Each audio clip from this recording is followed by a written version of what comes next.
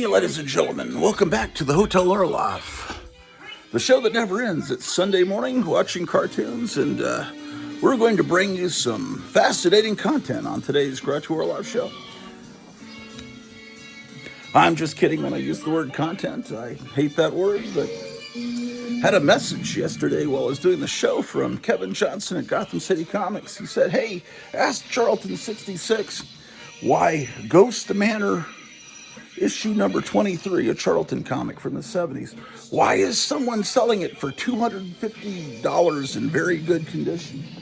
And I said, well, you need to go back and watch his last show because he explains that there's this bizarre phenomenon where people are starting to charge astronomical prices for Charlton horror comics because I guess they have run out of the means to afford the pre-code horror comics. So anyway, let me check here. So I have the Charlton box just down here. I haven't taken it back upstairs. Let me see if I have Ghost Manor 23. It's possible. It's possible, but I don't know. Let's see. Let's get you down on my level. Let's see if we got it. Fighting Army, the Flintstones, For Lovers Only, Ghostly Haunts. We want Ghost Manor. Oh, Ghost Manor. Now, the cover is spectacular on 23, I have to say. It's like a corpse sitting in a chair with a teddy bear, as I recall.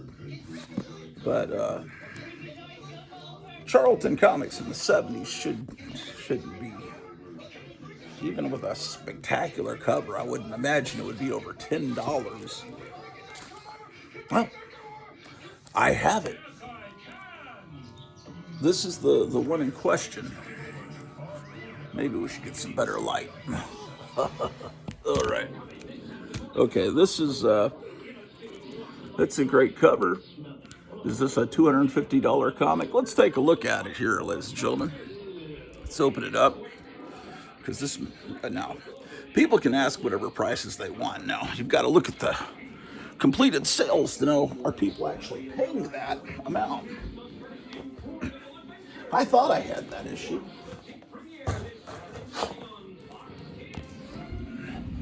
Okay. We've got some comic books to look at, and then I've got to do my Sunday morning radio show, all on today's exciting episode of the Grottu Orloff Show.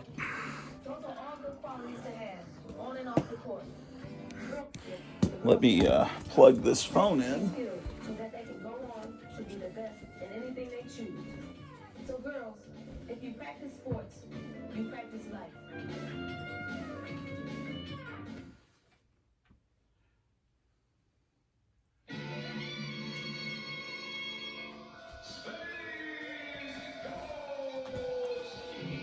Okay, let's see here. Let's take a look at this highly valuable comic, apparently.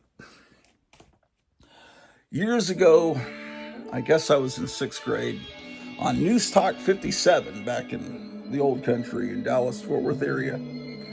It was a talk station. I loved talk radio in 6th grade. And Dick Syatt was the talk show host. And he had Stan Lee on, and he was so excited. This is 1977. I remember him saying, when I was a kid, I couldn't wait to, when I'd go to the 7-Eleven and get the latest issue of The Mighty Thor, and I would sit there. I couldn't wait to get home. I'd sit there on the sidewalk and read it. And he says, I still got all of them. And Stan Lee said, hold on to those. They'll be an annuity. Of course, I didn't know what an annuity was in 6th grade. And I didn't even know what it was probably decades later, which is probably why I was unprepared for my retirement. But it meant, something to save for the future. Now, I never would have thought that these comics are wonderful, but they aren't. EC, that's a great cover, But people selling these 1970s comics for $200, $300, $400, $500. It's weird. And of course, this is a cover. If you look there, by Tom Sutton. Tom Sutton, a fantastic artist. I remember seeing in the Not Brandak comic, which is one of my favorites, Marvel's parody comic of it made fun of its own superheroes and other companies' superheroes. I remember Tom Sutton doing the art for a parody of the origin of the Fantastic Four. It was actually a panel by panel parody of Fantastic Four #1, and Not Brandak, I don't know, #6 or 7.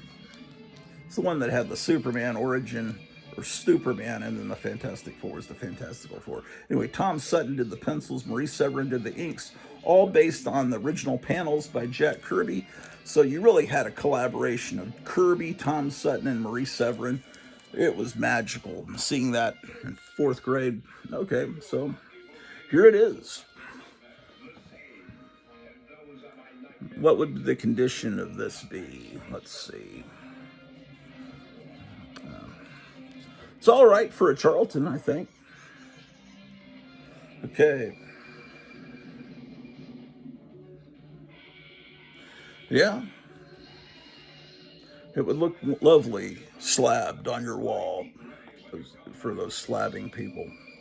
They never care about seeing the inside of a comic book. They just want spectacular images on their wall. And we'll pay you $50 for this 1972 penny. So would you pay $250 for this comic book in 50 something years? What is this? Is a 25-cent comic, so this is 1975. 51 years ago, I guess. When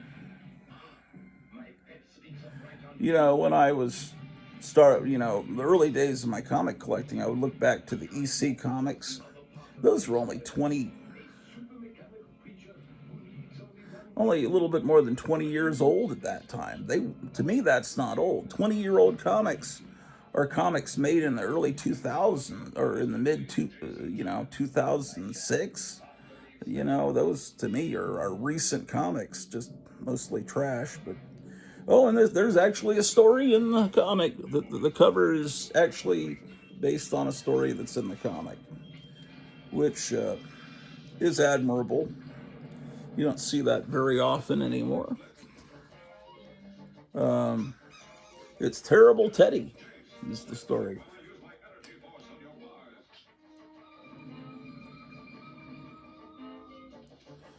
Congratulations, Baron, on being given your own book. What's it called? Nice of you to ask, Dr. Graves. It's called Baron Werewolf's Haunted Library.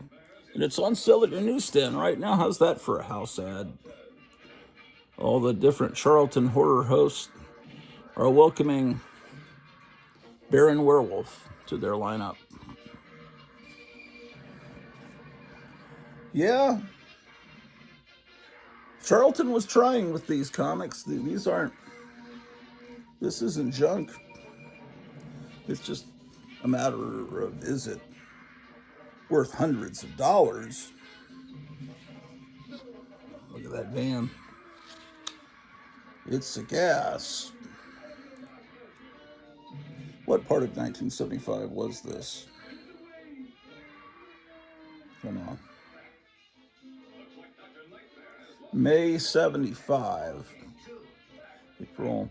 So it came out about March of 75. I was in 4th grade. Yes, indeed. Well, a $250 comic. I submit to you. Would you pay $250 for this? It's. I would definitely say it's worth $25. I wouldn't pay $25 because I already have it. But if I saw this comic for sale for $25 with that cover, I would probably purchase it. Okay, well, we were about to look at Logan's Run yesterday, the wonderful movie from the summer of 1976. which caused a generation of boys who are now my age to fall in love with Jenny Agutter. And then I remember American Werewolf in London was only 6 years later. And I remember thinking, what happened to her? She looks so much older. Of course, I watch it now. She still looks very young, but I don't know. It's like when you're in high school, someone that's 26, 30 looks ancient. And then you realize, anyway. Well,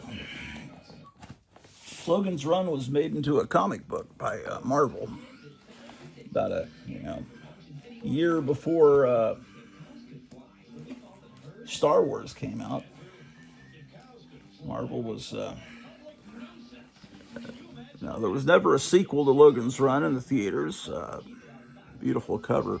There was a TV series that was watchable. It was okay. Didn't have Jenny Agutter. I mean, the girl was pretty, but something about Jenny Agutter. This was a interesting movie.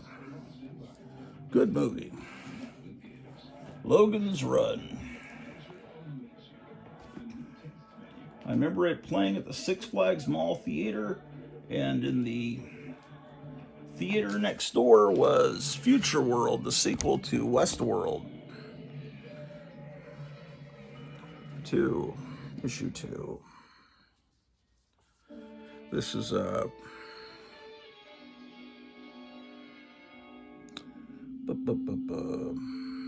February 77. So December of 76. So I would have picked this up, I would have picked this off the newsstand, off the spinner rack, the same month that King Kong came out in theaters. And we were just a few months away from, we didn't realize it, but our lives changing with Star Wars. And see, I'm right. Am I right or am I wrong here? Now, here's issue 4. Of course, they're escaping from the city, and then they realize that no one's ever made it out of the city. They're all frozen by Box, the robot, who's a artificial intelligence robot that's gone insane, and there's no more fish coming, so he just starts freeze drying all these people that are trying to escape. Okay, so this adapts the movie, and then like what would happen with Star Wars, really a few months later, they go beyond the movie and try to. This might be the one that's valuable. I mean, if it isn't, that's a Paul Galassi cover. Almost certain it's got to be. Look at that. He's someone you don't hear talk. There's so many great artists in the 70s. This is before everything went bad. Yeah.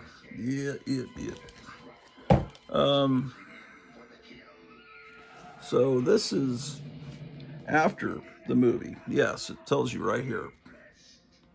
Marvel takes you beyond the book, beyond the movie. It was a book first before a movie. And in fact, there were several Logan books. There was Logan's World, Logan's Run. Anyway, it's been 50 years since I read this, but as I recall, he goes back to the city. Oh, here's why this is valuable. I mean, they're all valuable, but to normal people that care about what these are worth, this one is more valuable than the other books in the run because it has a backup story of Thanos, the final flower, and so it's got tracks the Destroyer and everything. This is and I've got 2 copies of it, and I think I bought an extra copy just because the cover was so great. Nobody had any idea that people were going to start caring about Thanos because of movies that no one ever dreamed that would ever be made. There's a video I have earmarked to watch on YouTube about why did everything just turn bad like overnight? Why did all of these movie studios decide to trash what they had that was valuable? It was mostly Disney, it seems like. They trash Star Wars. They trash Indiana Jones. They make the heroes weak, ineffectual. They destroy any, especially if it's a male hero. They've trashed all the whole Marvel Cinematic Universe was turned into garbage, and it was like, what happened? Why? It was an intentional move, and people wonder why. So I want to see what this guy's opinion is. I forget what his name is. If the video is interesting, I'll let you know. But I mean, I think we know why. It's all a political move. Because is that it? I guess that's it. It's political. They're trying to. Same reason they make architecture ugly, and McDonald's looks like a prison now. Every fast food restaurant looks like a gray box. It's all part of making everything uglier to try to depress people and to try to actually bring in socialism or communism. I think that's why. But you could. It's definitely an intentional thing to make society uglier. Here's Machine Man #1. This is a Jack Kirby comic. This is a cool character. Has a lot of potential. Never, no one ever, as far as I mean, I think someone did a mini series later, but I think Marvel's forgotten that Machine Man ever existed. He was he was introduced in a comic that, like Logan's Run, Marvel got the rights to 2001: A Space Odyssey, but it was about 8 years after the movie came out. But Kirby wanted to do it, and I don't have Machine Man #3. I'm sorry. I thought I had every issue of this, #4. And so there was a big Treasury edition adapting 2001: A Space Odyssey. And then there was an ongoing comic book that went beyond 2001: A Space Odyssey, which Hollywood would do later with 2010. But Kirby was already doing it, going forward with the 2001 story. And in one of the comics, he introduced this robot guy, Machine Man. Yeah, that almost looks like 1960s Kirby. They must have a good inker on this. Mike Royer is doing the inks. Oh shit. A lot of it depends on who they get to ink. I gotta turn the channel here to Throwback Television. I was watching IOTV that runs superheroes on Saturday and Sunday mornings. But then when those are over, they go to 1990s cartoons. That was Earthworm Jim starting. So, this cat's coming. I gotta risk it. Okay, cat, stay down. Oh, it's a Rick Springfield cartoon starting. I'll just let it go. I didn't even know that there was a Rick Springfield cartoon in the early 70s. Cat, you're making me nervous. Anyway, so, yeah, whatever. So it seems like, I don't know, there might be one issue of Machine Man that the key collectors go after. I don't know, and honestly, I don't care. But what I was trying to say is that if you have the right inker, it brings out the best in Kirby.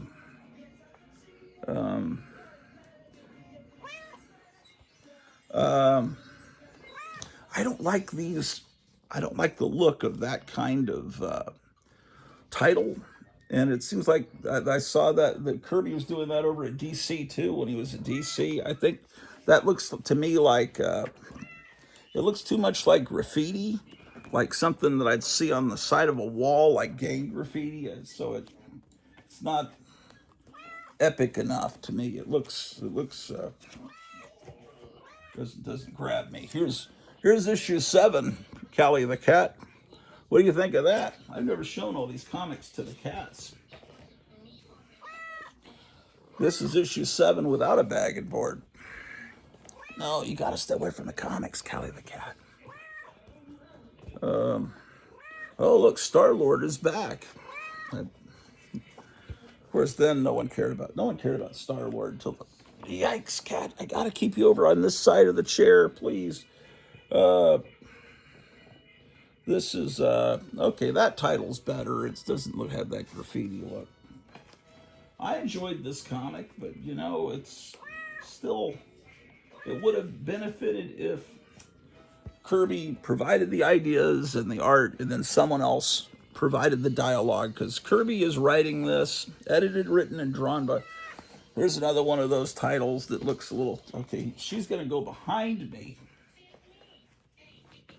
Okay, I think at a certain point, does Kirby leave? I think he might, yeah. No, he's still here. He's just not doing the cover. But inside, it's still Kirby art. And how about that? Looks like Ben Grimm there.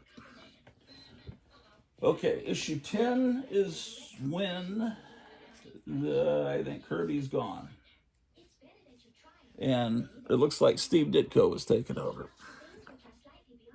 And that's okay, because Steve Ditko's great.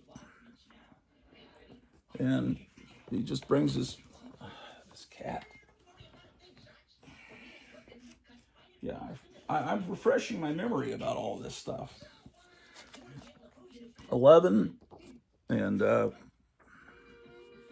still Ditko, and I don't know, maybe that's 11. I don't have 12. Here's 13. Is that the end of Machine Man? We'll have to see.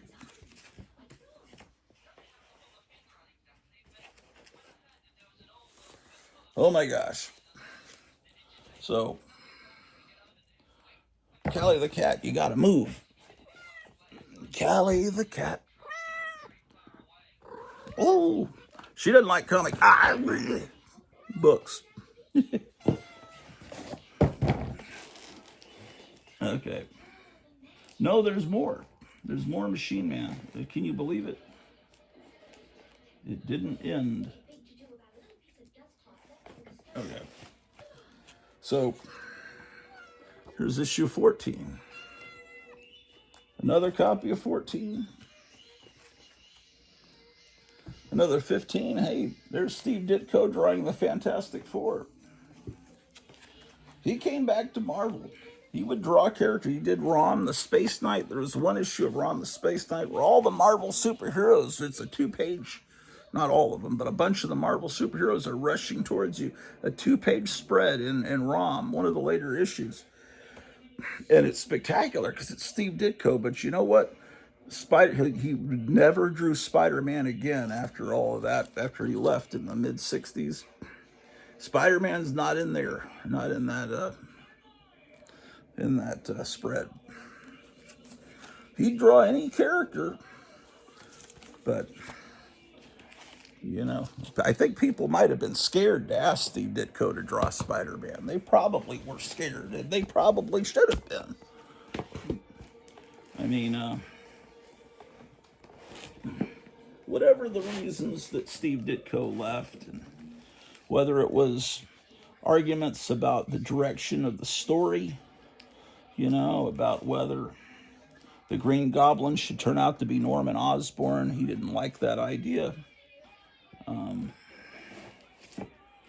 He disagreed with Stan Lee about some of the changes that Stan Lee would put into the comic. But I think a lot of it had to do with seeing what was coming. They were getting ready to do the Marvel. Grand Tree Lawrence out of Canada Animation Studio was doing a Marvel Superheroes cartoon series. And they had Captain America, the Hulk, Submariner.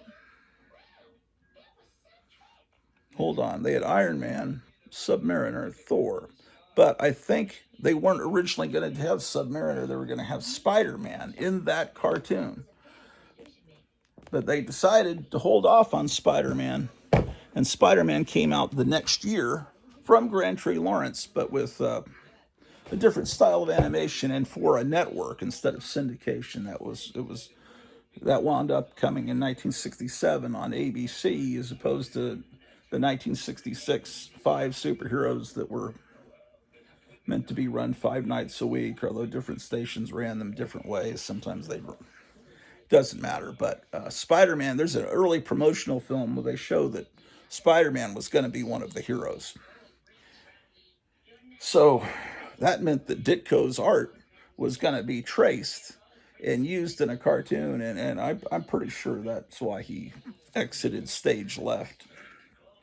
I don't know. This is a later series, not much later, 84. Okay, they're trying to.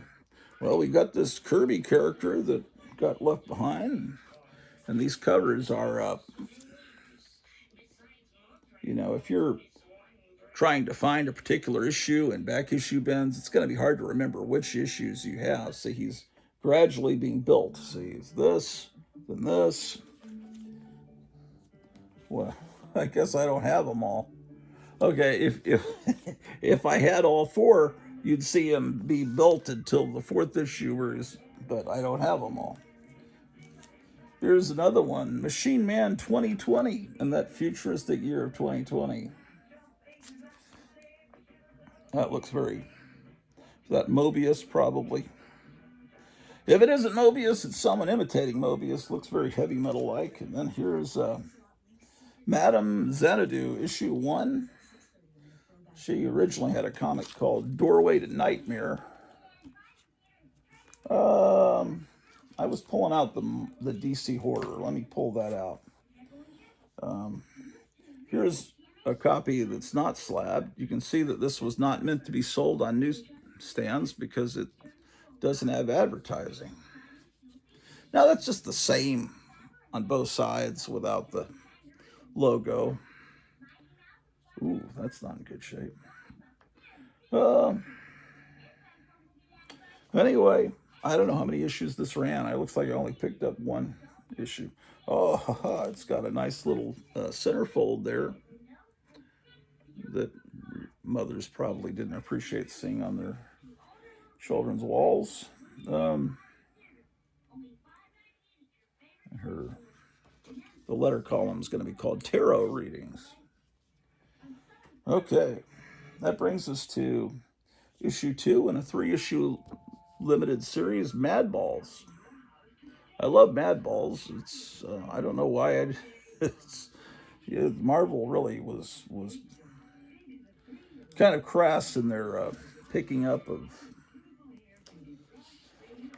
properties to turn to comics. So this looks like a pretty good comic. Looking back, why didn't I get? They only did 3 issues, and why do I not have all 3 issues? Is the question. I just don't know. 1986. I have a feeling why. I mean, I was doing a lot of stuff in 1986, and one was not buying a lot. Okay, well, Man of Steel #1.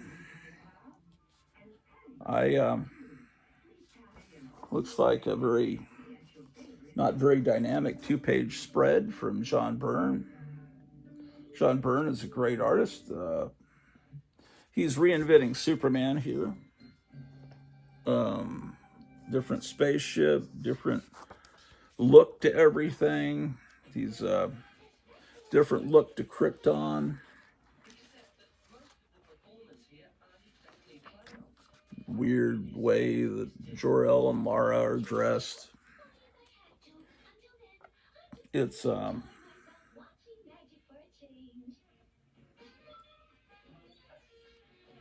he write this too? Probably. John Byrne, writer and penciler. See, this is the thing. When someone's a great artist, people think, well, they can write too. Well, they might have good ideas, but I wouldn't put them in charge of writing. Anyway, so they had the Crisis on Infinite Earths, and they are reimagining all the DC heroes, and they reimagined Superman.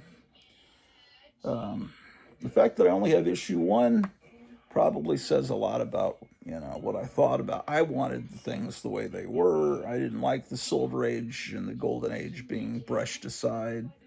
So, looks like I exited stage left before all that stupid Superman dies and all that crap. This was a pretty good TV series. It's kind of like an Aquaman, but without the Aquaman costume. This was what's his face? Patrick Duffy, wasn't it? Would later be on Dallas, but he was. This is a pretty good TV show on NBC. And this is one of those Marvel adaptations people forget about. Issue 2 has a great Ernie Chan cover. You can just see Ernie Chan. There's something about his art style that's very distinctive, grabs you. Issue 2, I would have thought I had this whole series. Maybe it only went 2 issues, but is that possible? See, they've got his little logo like it's ready to be put on the side of a Kenner toy box, just like I think they were hoping it was going to be a new $6 Million Man. It just never. I guess it never took off. It was on for a while. It seemed like it was popular. The kids at school were talking about it. Here's a collection of Archie Goodwin and Walter Simonson's Manhunter. How about that? Okay.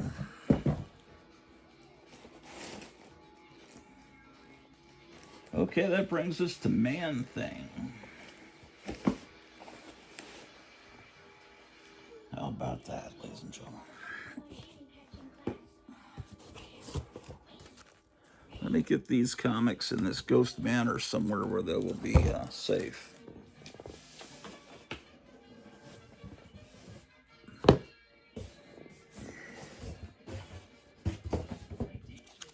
guess here.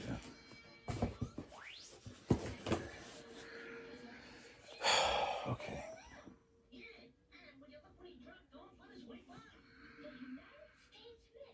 Okay. All right. I'm getting tired of looking at comics, honestly.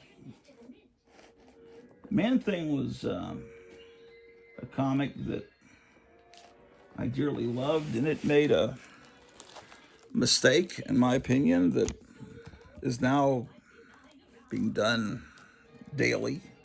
Comics that restart their numbering. And it did it early on. Anyway, Man Thing number 1. This was like Hulk 180. I have a copy of Hulk 180, the first appearance of Wolverine. I was homesick from school. My mom went and picked 2 or 3 comic books up to cheer me up, to give me something to do while I was home. And she picked up Hulk 180, I remember. And she picked up, I think, Spider-Man, Amazing Spider-Man. Was it 128, something like that? But she picked up Man Thing number 1 for me. So this is my childhood copy, which has a lot of emotional. This is important to me because my mom actually touched this, bought it for me, and brought it home with care. It's just, she must have known my taste picking up this comic. So issue 2, I bought on my own. This one here is my childhood copy of that Man Thing too. Before Man Thing had been in a comic called Adventure into Fear. This is a comic I loved, 3. They made a movie out of the Man Thing that nobody watched. I never saw it. I remember it actually was in a theater. And then they made everyone seemed to love it but me. It was a Werewolf by Night little special on Disney. They filmed it in black and white. I think at the end it turned to color. Anyway, Man Thing was in that. He looked okay. They changed his personality and made him kind of a Chewbacca character. I didn't mind that because Man Thing is not a particularly lovable character, and you've got to if you're gonna make a TV show, you've got to give him some personality, like Groot, Make, but I I don't know. I didn't like that show overall, the Werewolf by Night show, because they made it in black and white because they wanted it to look like a Universal horror movie. But see, the thing is, these Marvel horror comics of the early 70s didn't look like Universal horror movies. They looked like bright colored, garish, wonderful, especially the art of Mike Plug is all about color. And so, if anything, that Werewolf by Night show should have been more colorful. I didn't like the look of the werewolf. I just didn't like the people that were hunting the monsters. The werewolves all looked kind of. I need to just be quiet. It was not my cup of tea. I didn't. Here's number 6. You're entitled to love it. I'm sure that you do. Man Thing 6. But anyway, the werewolf was buddies with the man thing at the end of that show. How about that? It's been raining all weekend, and it's raining now, and it's raining in my heart. Okay, here's 6. Did we just see that? Well, it's another copy of it. Number 7. Oh boy. Number 8 is a spectacular cover. Do you see? That is beautiful color, and it is not. If you film that in black and white, I mean, come on. Oh, these early.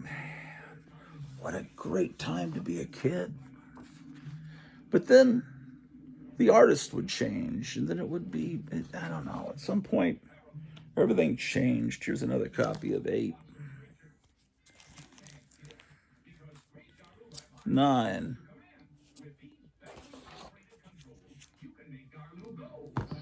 I'm missing 10. Here's 11.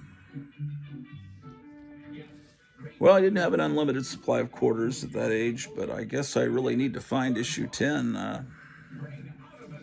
really do someday. Of course, I should be writing all this down, but I'm not. 11. Here's 12.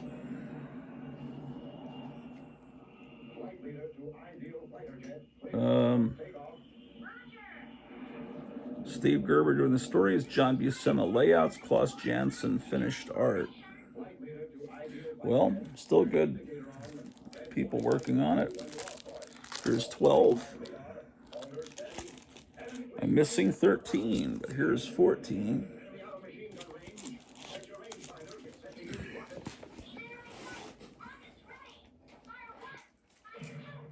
There's another 14.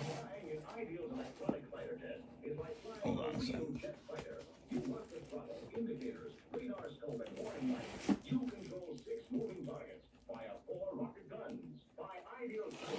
Okay. There's another copy of 14. 15.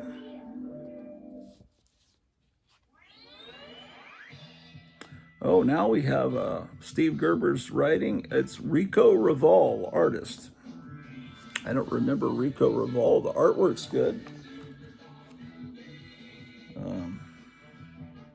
Yeah, he must be, maybe he's a Filipino artist, but yeah, the artwork's still good. Here's another 15. I'm missing 16, 17, and 18. I wonder why. Here's issue 19.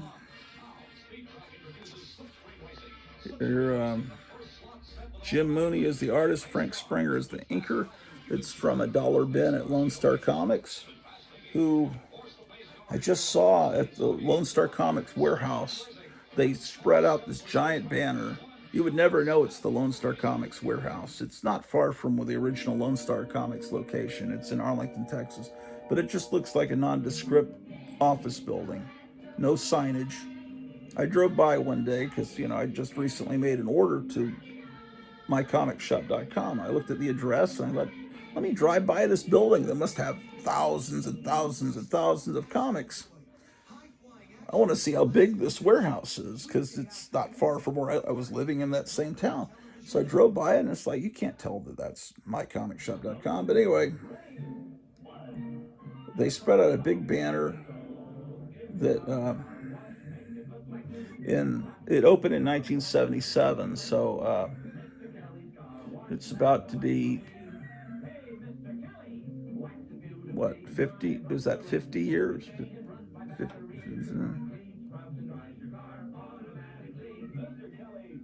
yeah, 50 years next year. Yeah, that would actually be next summer. It would be 50 years. But anyway. Here's Man Thing number 20. Jim Mooney is the artist.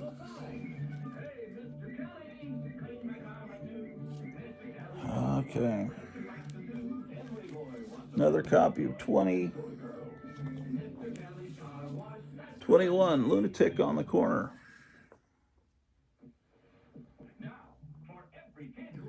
Yeah, this has been pretty weird watching Trump called out Alex Jones and Megyn Kelly and Candace Owens and Tucker Carlson and in a Truth Social post. And now they're all answering back. And Alex Jones has said, I've always supported you, but if you say one more thing about me, it's just like, oh my gosh, it's like pro wrestling. It's like we're being distracted from who knows what. But it's like that crazy guy that you see on YouTube and everywhere on X, Twitter, whatever you call it.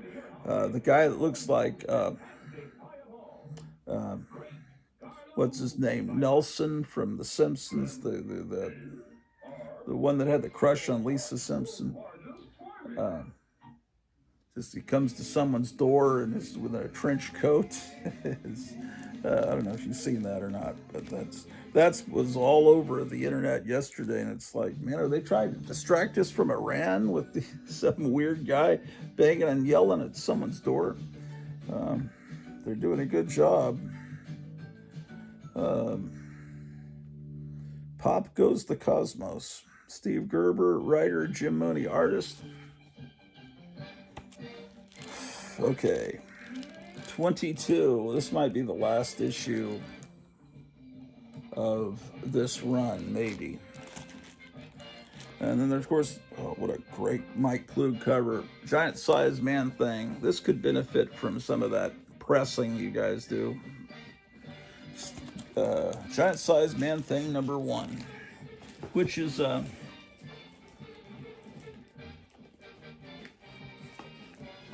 that title has caused people with dirty minds to giggle for decades. Oh, here's another copy. It's in better shape. Giant Size Man Thing 2. And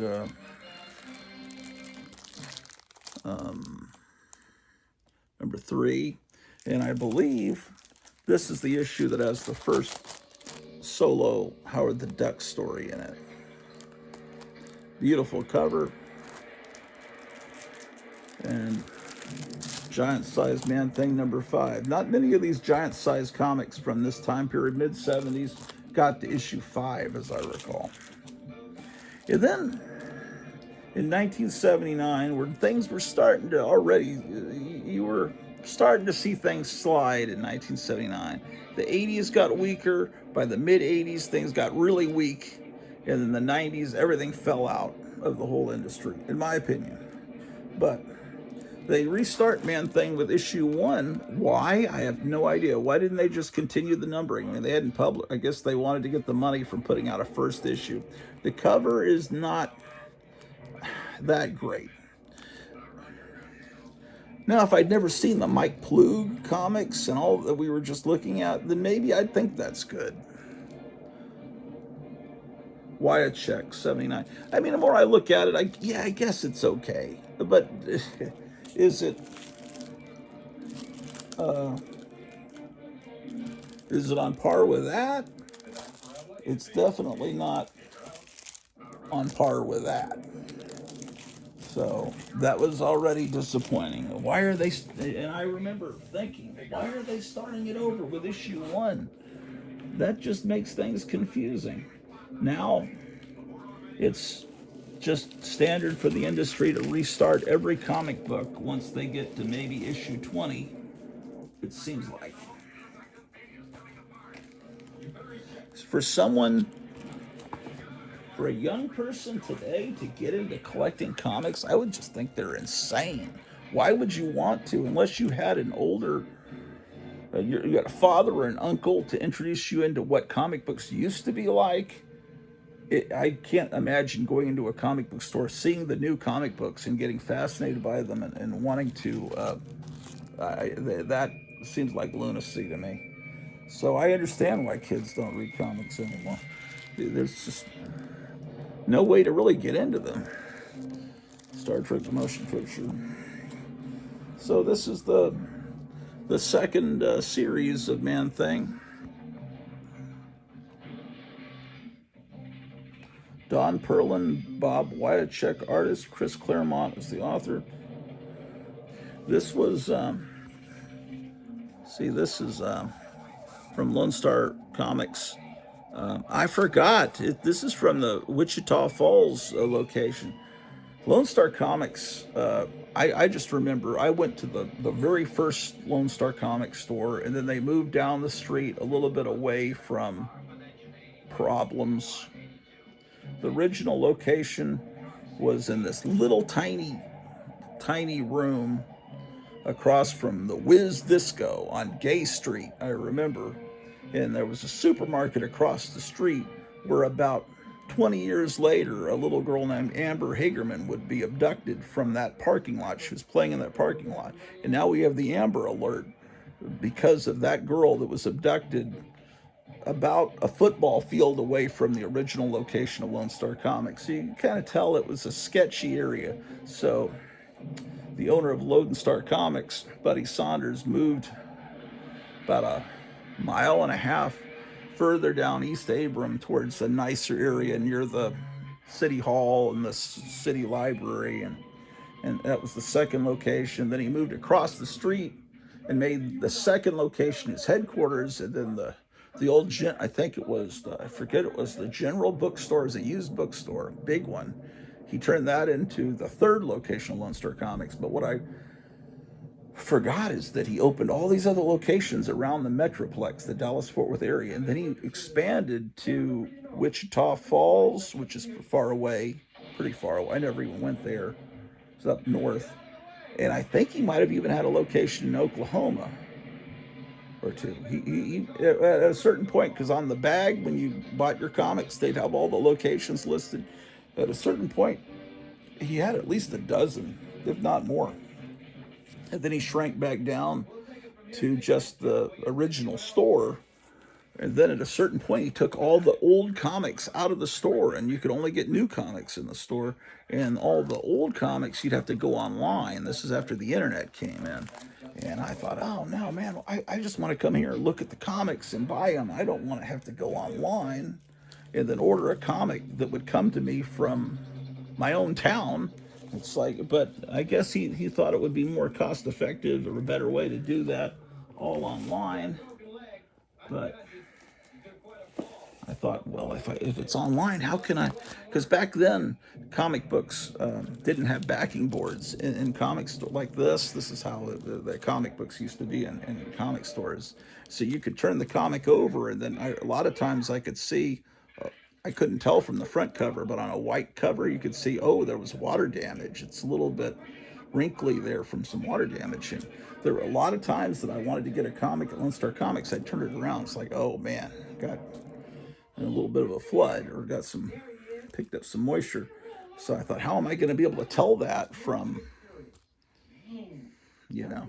But the Lone Star Comics website, mycomicshop.com, is very honest. They tell you every flaw. And then, and then they just closed their stores altogether, and it became only an online business. And the last location of Lone Star Comics was bought, I think, by some younger employees, and they changed it from Lone Star Comics to Wild West Comics because it's still basically the same thing. Lone Star, Wild West, and Lone has 4 letters, and Wild has 4 letters, and Star has 4 letters, and West has 4 letters. So you can easily change the sign. You don't have from Lone Star to Wild West, and hopefully, if you have enough people that don't know how to read shopping at your store, they won't even notice that the store has changed. Because, once you're used to going to a store, you don't really look at the sign. You just pull into where you always pull in. Yeah, see, this isn't as exciting. It's still the Man Thing. There's 6. You can just see that the magic of the early 70s is gone. I mean, sometimes it came back. Here's 11, but it was just. Here's a graphic novel. This is there's a little thing. I don't know if this came in Wizard or something. It's promoting the Marvel Action Hour from the 90s, which was terrible. The first season, it was a terrible Iron Man cartoon and a pretty bad Fantastic Four cartoon. But in the second season, the Fantastic Four cartoon was great. They got a whole different creative team in. I think they had an Avengers cartoon too that was also just miserably terrible. And then they put out a comic book based on the Marvel Action Hour. So, whatever. Oh, man, I don't want to look at these books, man. It's driving me crazy. Then we're about to get into Marvel Age. Let me see what I'm doing here. Because I might need to get started. What time? I got to, first of all, see what time it is. Hold on a second. I mean, is it me, or do you see the drop in quality from 1973 to 1983? Just going through comics, don't you see it? Just in how cool the Man Thing comic was in 1973, and what a drop in quality it was by 1980. Because it wasn't just me getting older, growing up. It was the comics becoming slapdash and not as amazing.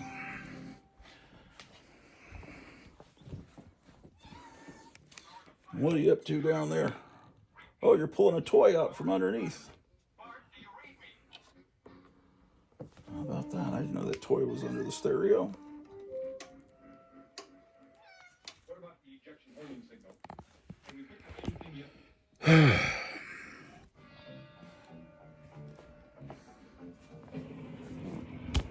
Oh, here's where that went. Look at this incredible piece of technology. My wife was in Japan, and she got a special holder for this. Was given to me by my friend Ryan, and somewhere I've got the charger for it. But it's filled with all his horror records, like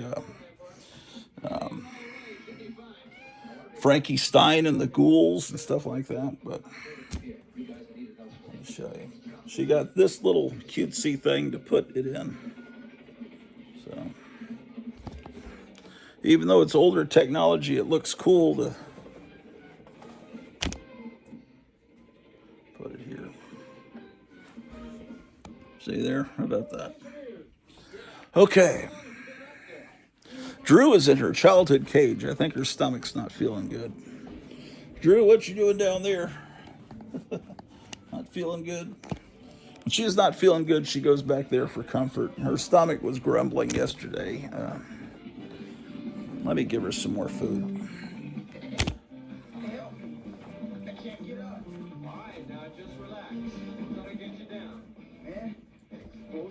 Clear across the top. Roy, he's got a fractured ankle. It'll hurt, but I think he can walk. Okay, you're gonna have to get up and try to walk. We'll help. There you go. Easy now. Okay, let's go. Oh, listen to that funky music playing in the background in this emergency cartoon. I still don't understand why the emergency show was good, but why make a cartoon out of it? The I forget that you forget that it was a Jack Webb show. Jack Webb, of course, did Dragnet on radio and on television, which was supposed to be from true stories of undercover police detective, and then Adam 12, which was about uniformed policemen and cars, right? And then what else did he do? He did Emergency about paramedics, and I'm leaving one out. I remember he had Project UFO about Project Blue Book, about the government investigating UFOs. That was around 1979. That was a good show. Project UFO. I wonder if that's on YouTube. Okay. Getting ready to go downstairs and start the radio show. Because I'm supposed to be on by 8 o'clock. They say I can come on earlier because they're just on they've just got music playing. The robot is playing music, and then at 8 o'clock DJs start, and so they've got.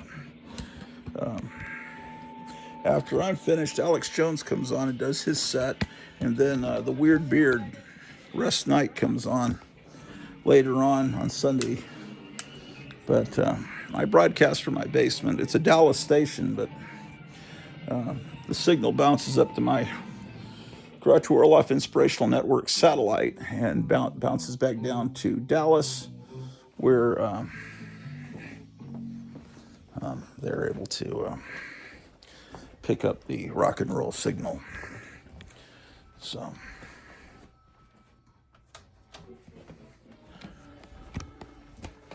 let's head on down.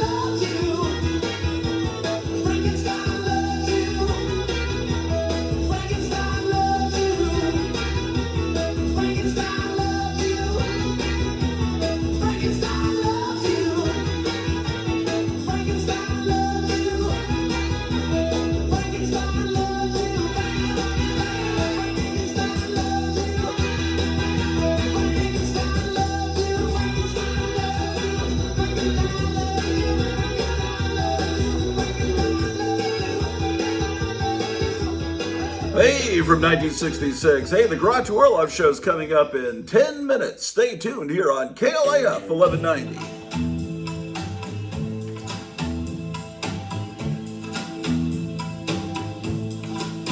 She's a bloodsucker from another planet. Vampira's gonna save us all with her big bad wings and her bright red lips. She's a bloodsucker from another planet. Well, the boys all fall when she bats her eyes. They see those fangs and they go wild.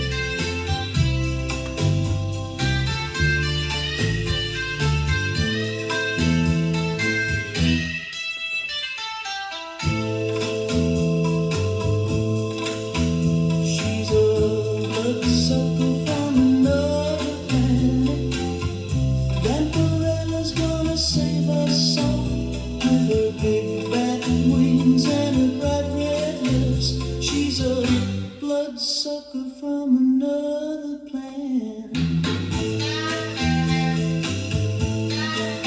Well, the boys all fall when she bats her eyes. They see those fangs and they go wild.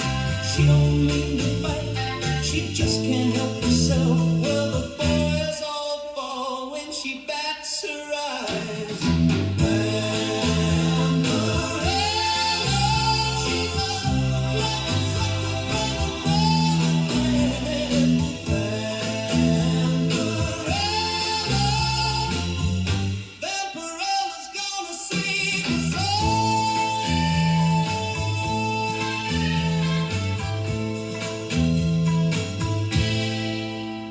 Vampirella, hey, that's Tom Sutton from Grottu Orloff 1963. is always playing on the radio in the Oval Office. I love Grottu. He's real boss. Thank you, Mr. President. And Grottu Orloff's coming up in 7 minutes. KLIF 1190 brings you all there is to hear. It's America's greatest station. Stay tuned for the Grottu Orloff Show. King Kong.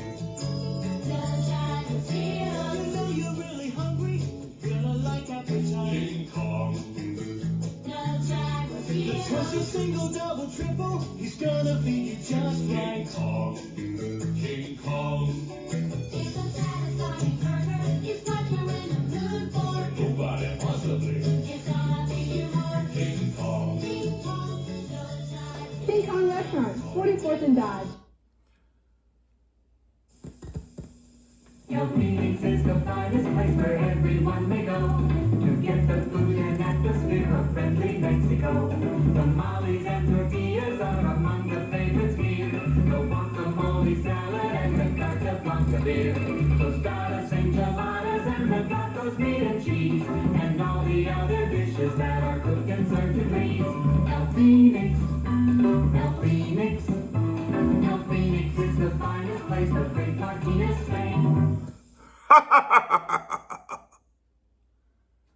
Best quality name brand items. It's Walmart's gigantic January clearance sale with hundreds of the best quality name brand items at unheard of low discount prices. Drastic price reductions now in every Walmart department. Plus, look for our most exciting spring fashions arriving daily. Tremendous selection, spectacular savings during Walmart's January clearance sale now through Saturday.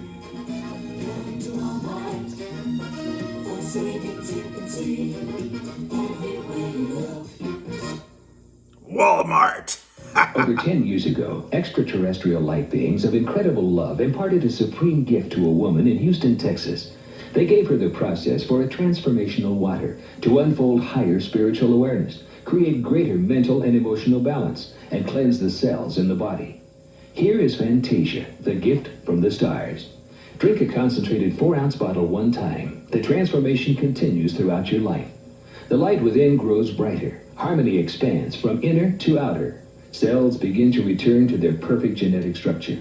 Research on a woman with radiation sickness shows all bodily functions return to normal. Others have reported equally dramatic benefits in all aspects of health. Listen within and understand Fantasia. Give this universal substance for creating well-being to your whole family. Fantasia, just $79.95 for each lifetime dose. Order now, 1-800-283-2828. That's 1-800-283-2828.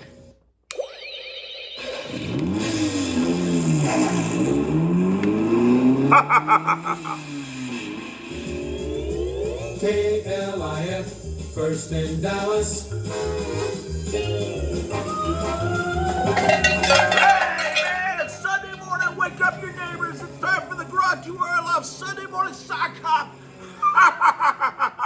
Let's go with more rock and roll, baby.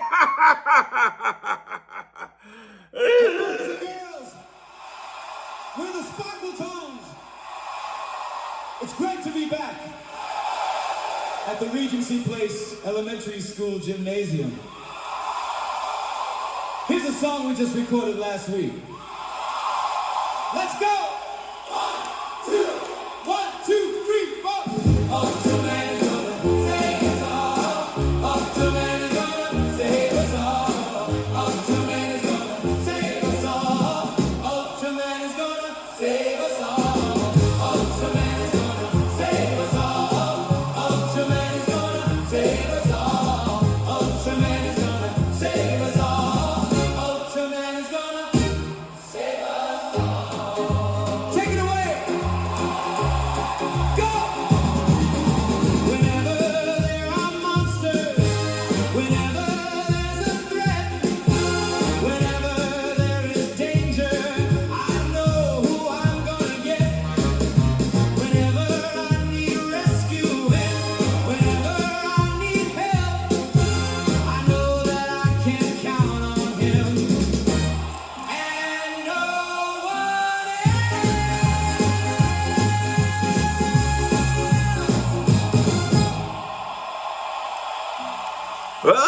That's the Sparkle Tones, ladies and gentlemen. Hey everybody, boys and girls, we're the Beagles. It's good to be back here at Showbiz Pizza. This is from our new album. Let's go. 1, 2, 3, 4. History in every century. Records an act that lives forevermore. We'll recall as into line we fall. The thing that happened on Hawaii shore. Let's remember Pearl Harbor as we go to meet the foe. Let's remember Pearl Harbor as we did the Alamo. We will always remember how they died for liberty. Let's remember Pearl Harbor and go on to victory. The dirty Japanese in 1943, they headed back across the Pacific Sea with battleships and marine men sailing in their massive fleets. Our boys are gonna bring them to their knees. Let's remember Pearl Harbor as we go to meet the foe. Shit. What happened? What is going on, man? Grottu Orloff is the best. He plays all the latest motherfucking hits. He's huge. I love Grottu. Thank you, Mr. President. I think we're going to war today. I just saw a message that says, so there you have it. They haven't agreed. So, Blast off in your Batmobile. CHUM 1050 Toronto. it's actually KLIF, but that's okay, ladies and gentlemen.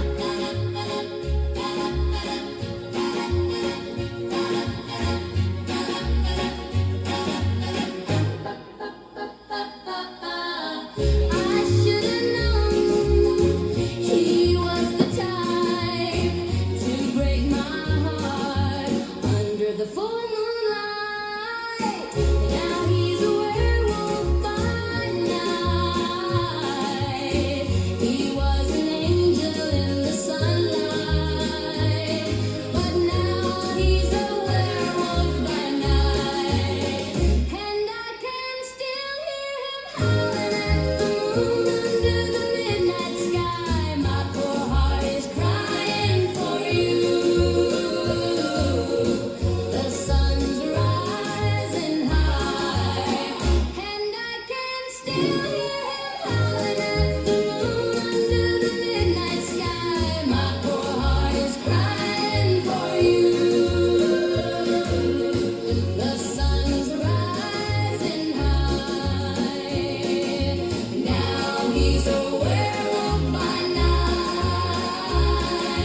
He's a werewolf by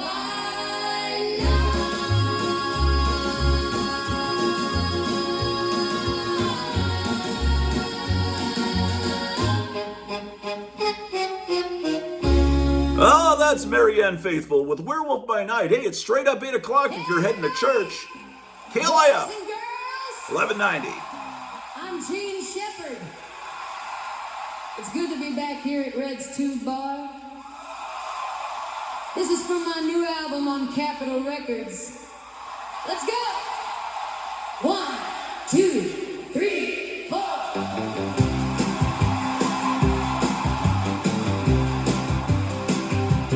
I'm in love with Frankenstein. He gives me such a thrill. And when he gives me loving, I can't get my fill. I'm in love with Frankenstein. It might sound insane,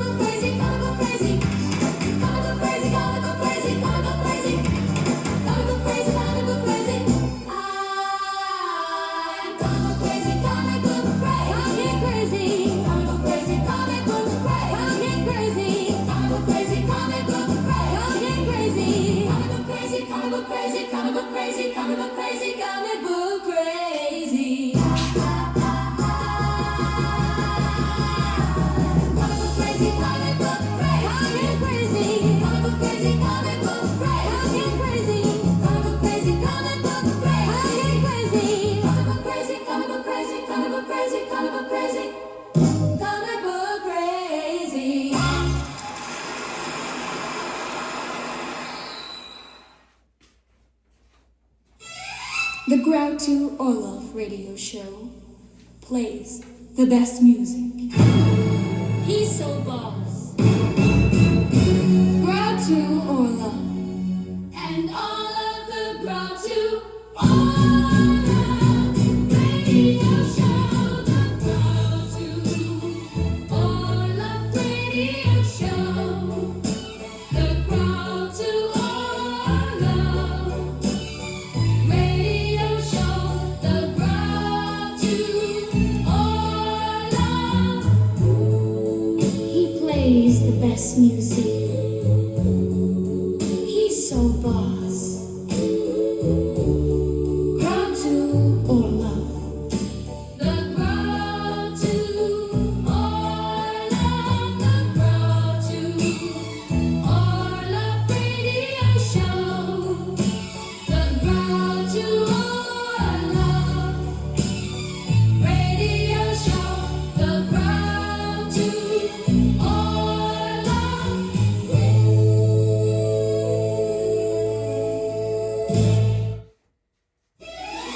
The Grottu Orloff radio show plays the best music. He's so boss. Grottu Orloff and all of the Grottu Orloff radio show. The Grottu Orloff radio show. The Grottu Orloff radio show. The Grottu Orloff radio show. He plays the best music. He's so boss. Grottu Orloff. The Grottu Orloff radio show. Radio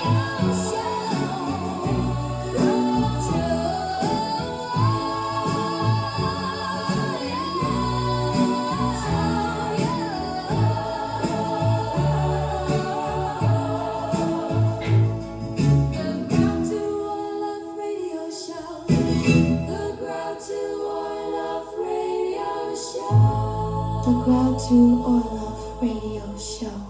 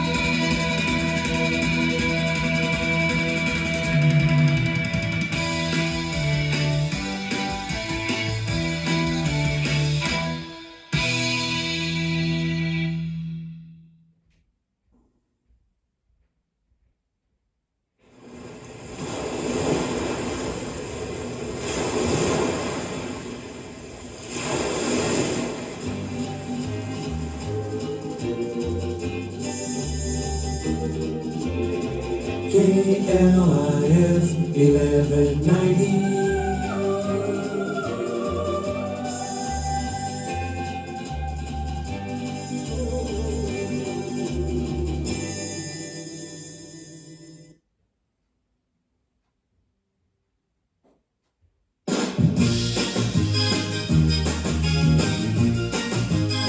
They call me Vampirella.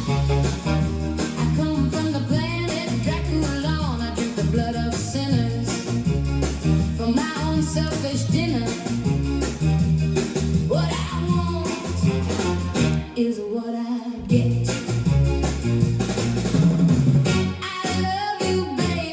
but my fangs,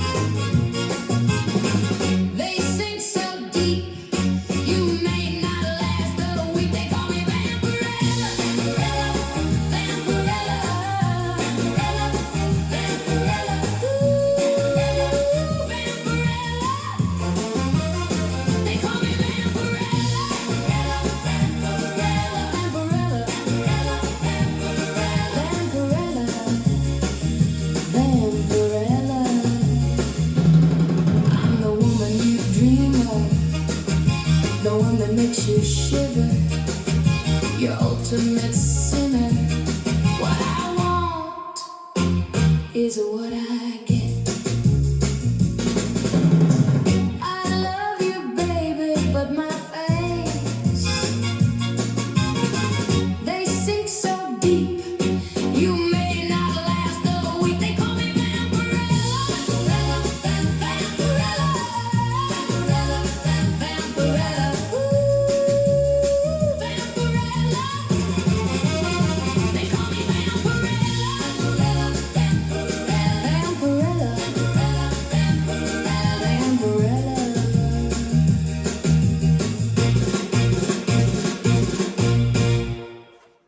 Hey, it's Grottu Orloff Band. Sunday morning, April 12th, 2026. KLF, 1190. Ladies and gentlemen, boys and girls, Let's go, man. the gonorrhea.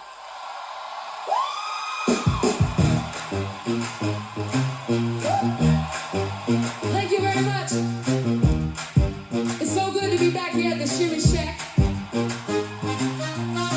This is from my new album on Royal Scrotum Records. Let's go. Now, 1, 2, 3, 4. I love all comics. MARVEL. Can you dig it? It's a real gas.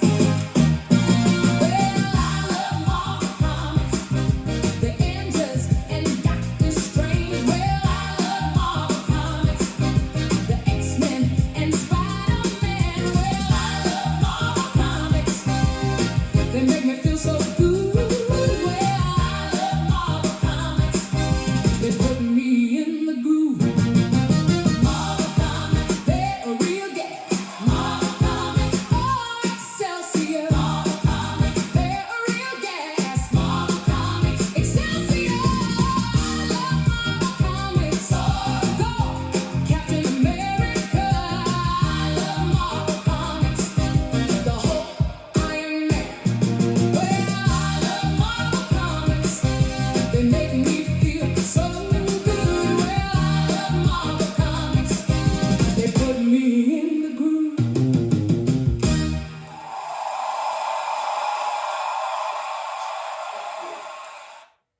Ladies and gentlemen,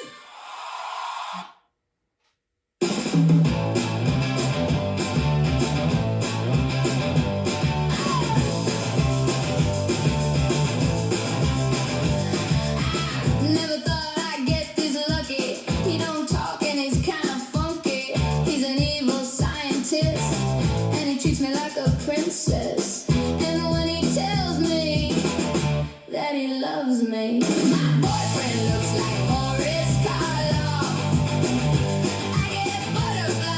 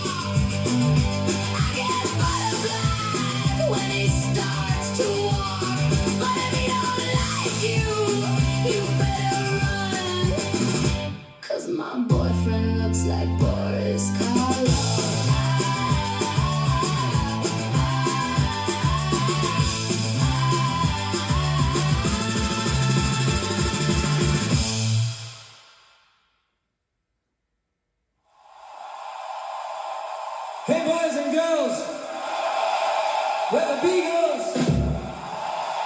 It's great to be back at Redbird Mall. Here's a song we just recorded last summer. Let's go!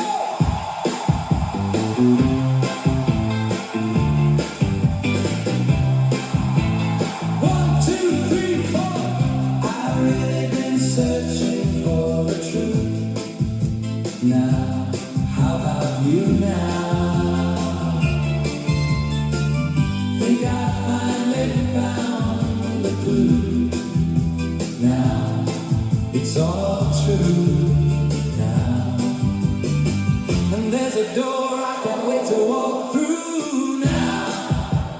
Through now.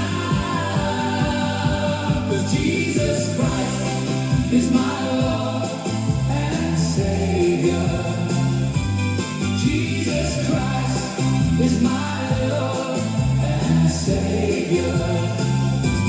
Jesus Christ is my Lord and Savior. Yes, He is. Yes, He is. Oh, my sweet Lord.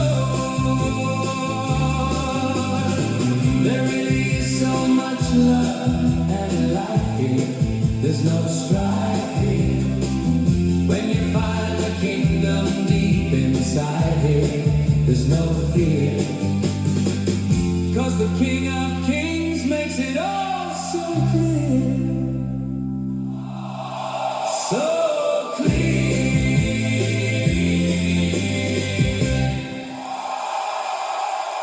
The Beagles with I Love Jesus Christ here on KLAM 1190 Sunday morning. Go to church. Stop listening to the radio. Hey, boys and girls, we're the Burger Kings. It's great to be back at James T. Kirk Elementary School Gymnasium. Here's a song we just recorded last week. Let's go. 1, 2, 3, 4. The mad doctor of Blood Island is coming after you. Easy roll. Watch out. The mad doctor of Blood Island is coming after you. Easy roll. Watch out. The mad doctor of Blood Island is coming after you. Easy roll. Watch out. The mad doctor of Blood Island is coming after you. Easy roll. Watch out. He will catch you in his net. Don't believe me? Place your bet. He will catch you in his net. Don't believe me? Place your bet. The mad doctor of Blood Island is coming after you. Easy roll. Watch out. The mad doctor of Blood Island is coming after you. Easy roll. Watch out. The mad doctor of Blood Island is coming after you.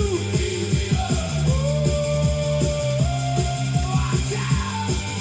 The mad doctor of Blood Island is coming after you. Easy roll. Watch out. The mad doctor of Blood Island is coming after you. Easy roll. Watch out.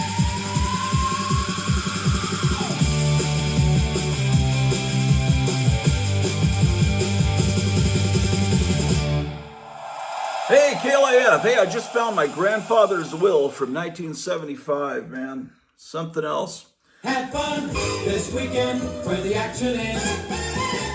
KLIF 1190. Yeah, have fun reading your grandfather's will from 50 years ago this weekend. Have a wonderful Sunday morning, ladies and gentlemen. Relations between a man and a woman was something I couldn't have. I looked like a man. I felt like a woman.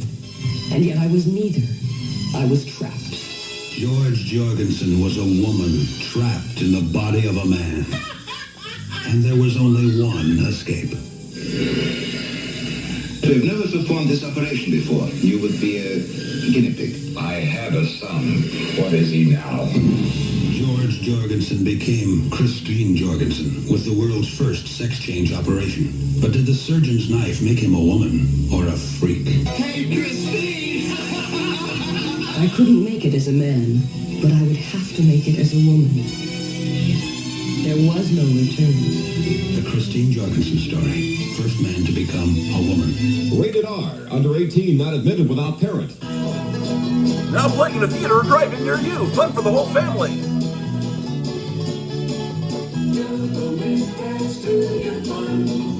Double fun for everyone. Double freshness, smoothness too. You will love it, millions do. Yes, you'll love the double fresh taste and double smooth chewing goodness of Double Mint gum. That's why we say that chewing Double Mint doubles the pleasure of everything you do. So, when you want to add to your fun, Double Mint. Double Mint.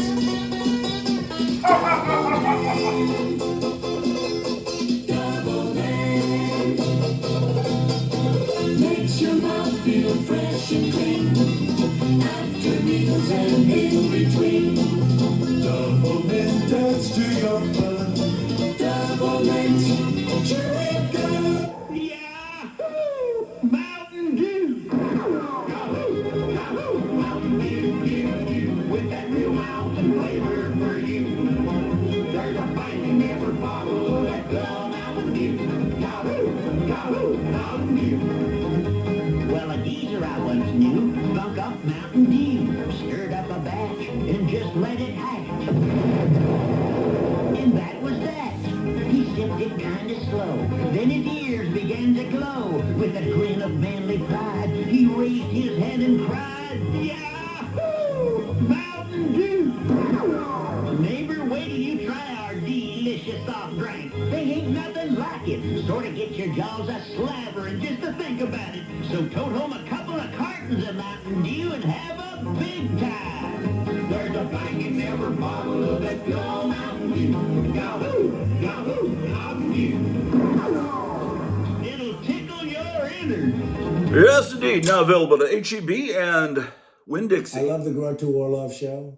He's definitely the best DJ on the radio. Motherfucker shit. Thank you, Mr. President. And as we go to war, let's listen to more rock and roll. In that land, it's a dynamic duo. Shows twin spin, twin spin, twin spin.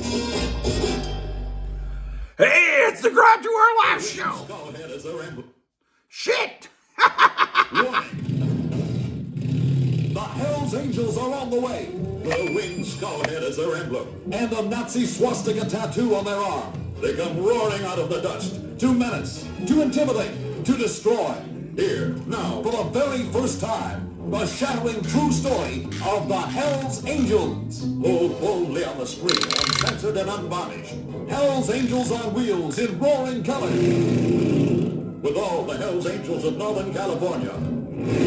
You'll blow your mind when you see kooky gals with their bodies painted by a new wave pop artist. It's the wildest party scene ever put on film. Hells Angels on wheels. With all the violence, all the menace, exactly as it happens. And when you see a Hells Angels wedding, you just won't believe it. See it. Hells Angels on wheels in roaring color. For mature audiences only. Now playing in a theater or drive-in near you. Halloween. Shit. Nothing works here at KLIF 1190. Fridays, a new lineup of action. A peaceful man in a violent world. Kung Fu, Fridays at 8. He's worth more than just money. The $6 Million Man, Fridays at 9. Kolchak, reporter, uncovering terror. The Night Stalker, Fridays at 10. Kung Fu, the $6 Million Man, the Night Stalker. Fridays are now the most exciting night in town. Yeah, tune in to ABC for your fun. Real apples in my fruit pies. So does Hostess. Real apples.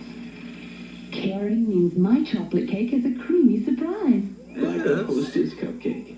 Creamy. Caring means fresh, wholesome Hostess snacks are baked with the goodness of enriched flour, skim milk, cocoa, sugar, and fruit. My sponge cake is as fresh and light as a Hostess Twinkies cake. That's what they all Hostess, say. the care you take goes into all we bake. Yeah, man. Let's get back to the music already. Remember this big cliff classic. The biggest hit in the United States last June. Do you remember this wonderful KLIF classic? I do. Here it is.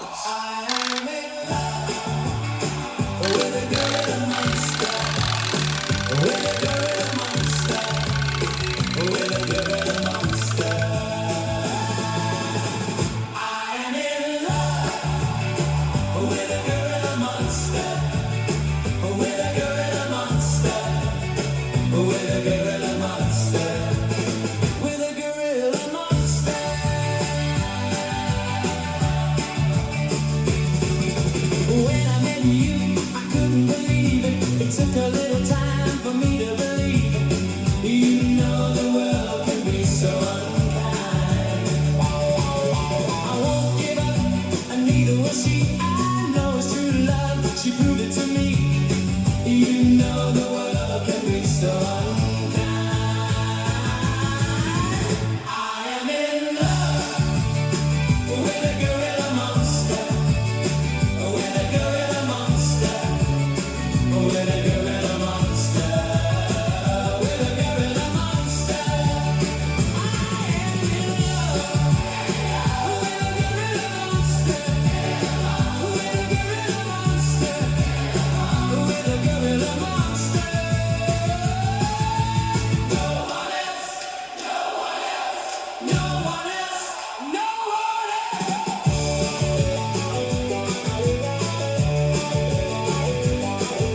With a gorilla monster. With a gorilla monster.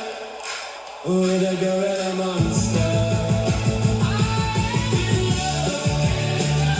gorilla monster. With a gorilla monster. With a gorilla monster. With a gorilla monster.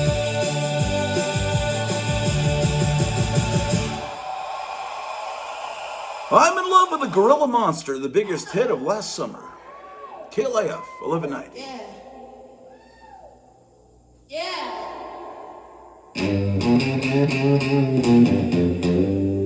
It's nice to be back here at the Hotel Orloff with the Squatchons. Here's the first song we ever wrote back in 1964.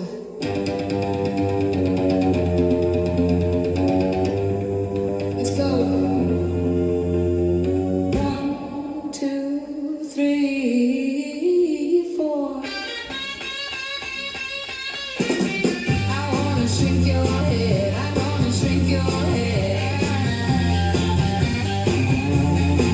I wanna shrink your head. I wanna shrink your head. Shrink you.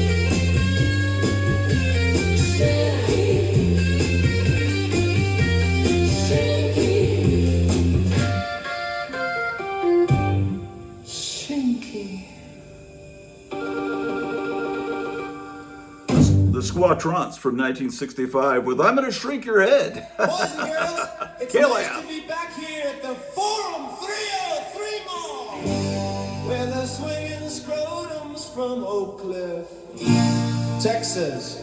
Here's our new hit single. Let's go! 1, 2, 3, 4. Lee Harvey Oswald collected comic books. Lee Harvey Oswald collected comic books. Lee Harvey Oswald collected comic books. Lee Harvey Oswald collected comic books. Lee Harvey Oswald collected comic books. Lee Harvey Oswald collected comic books.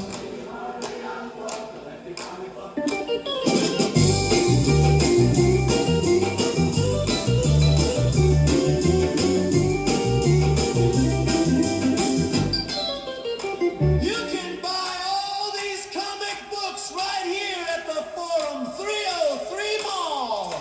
Lee Harvey Oswald collected comic books. Lee Harvey Oswald collected comic books. Lee Harvey Oswald collected comic books. Lee Harvey Oswald collected comic books. Lee Harvey Oswald collected comic books. Lee Harvey Oswald collected comic books. Lee Harvey Oswald collected comic books. Lee Harvey Oswald collected comic books. Lee Harvey Oswald collected comic books. Lee Harvey Oswald collected comic books.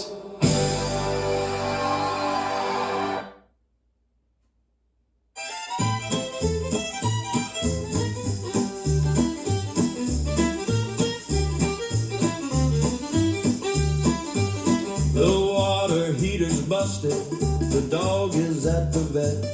My job is going nowhere, the bed's not even wet. And it's shit, shit, shit, shit, shit, shit, shit, shit, shit, shit, shit, shit, shit, shit, shit, shit, shit, shit, shit, shit. And it's 10 o'clock in Georgia, she just broke up with me. She don't even know ya, but she just called to see if it's shit, shit, shit, shit, shit, shit, shit, shit, shit, shit, shit, shit, shit, shit, shit, shit, shit, shit, shit. Well, you know it was hard on me. The devil and the deity made an ass of me. It was shit, shit, shit, shit, shit, shit, shit, shit, shit, shit, shit, shit, shit, shit, shit, shit, shit, shit, shit.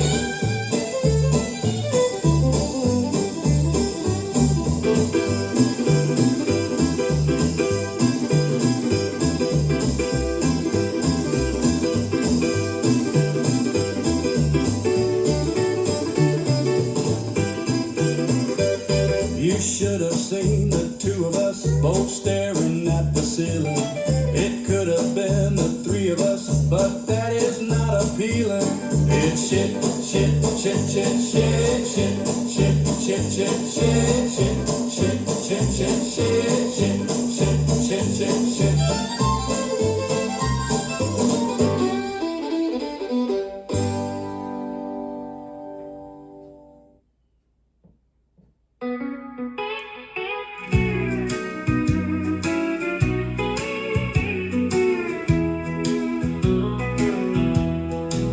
Well, my daddy worked hard in the oil field to give us everything we needed in life. But he died, and then things got tough for us. And Mama cried, I cried too. Then we got by. She married my stepdaddy. Oh, I thought I hated him, 'cause he wouldn't let me date. I was so uptight. But then he gave me something. It was more than love. It was a collection of his comic books.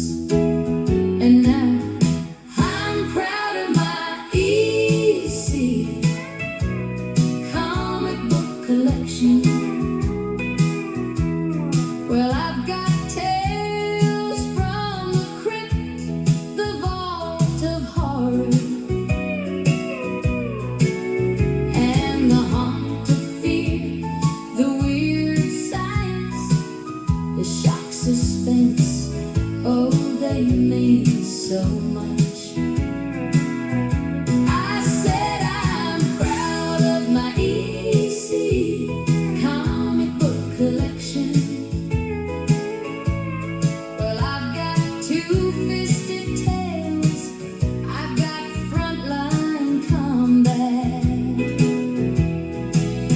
I've got war and sci-fi, I've got mad and crime. Oh, they mean so much. And then when I turned 16, Mama bought me a white and green Mercury with wide, wide walls and skirts. She said, "You can start to date, hon." Well, I had my driver's license, I had the keys, and I had boys who wanted to date me, and I had money for the gas.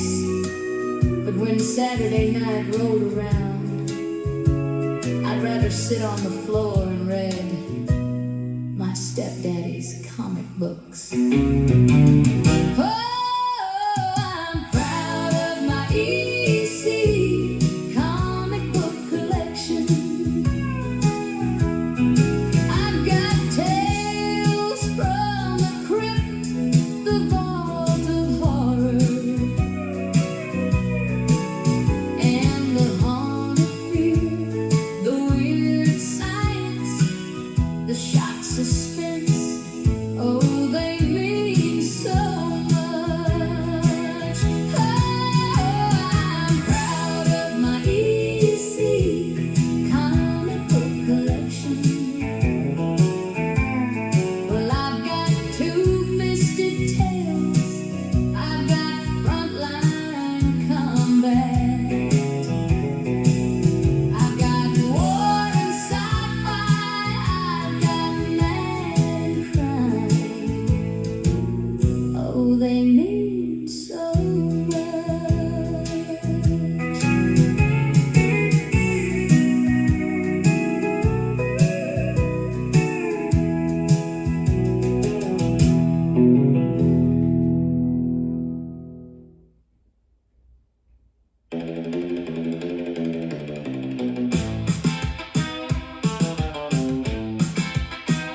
It's funny how your intuition knows that I'm a good person, but all the propaganda in the world, it trumps your own inner reasoning. Well, honey, you go and vote blue no matter who, even if they are communists. I was never, and I mean ever, going to vote for communists. Enjoy the end of your beloved Bolshevik revolution. I'm so glad Cuba is about to be freed, and so are the Cubans. They can't take any more. I highly suggest you check out the Podesta emails. I hope you break free of this brainwashing and are able to clock that Pizzagate is real. The Epstein files prove it, along with the WikiLeaks.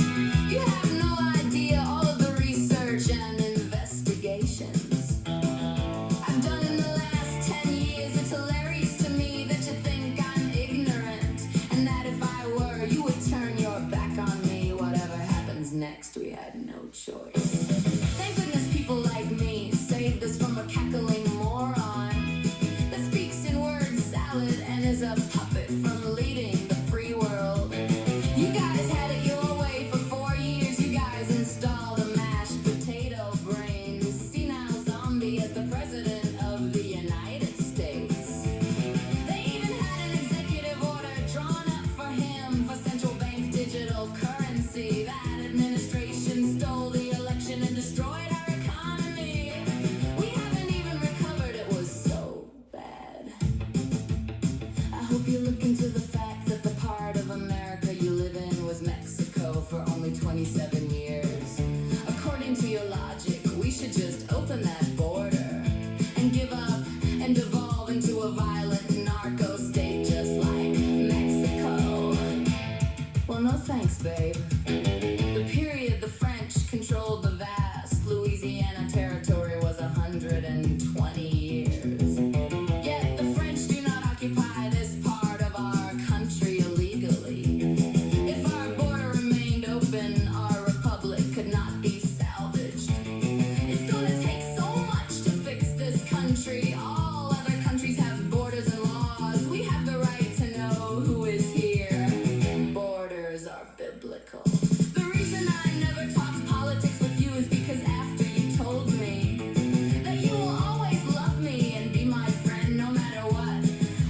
lie. You compared it to how you are that way with your cousins, even though they are gangsters.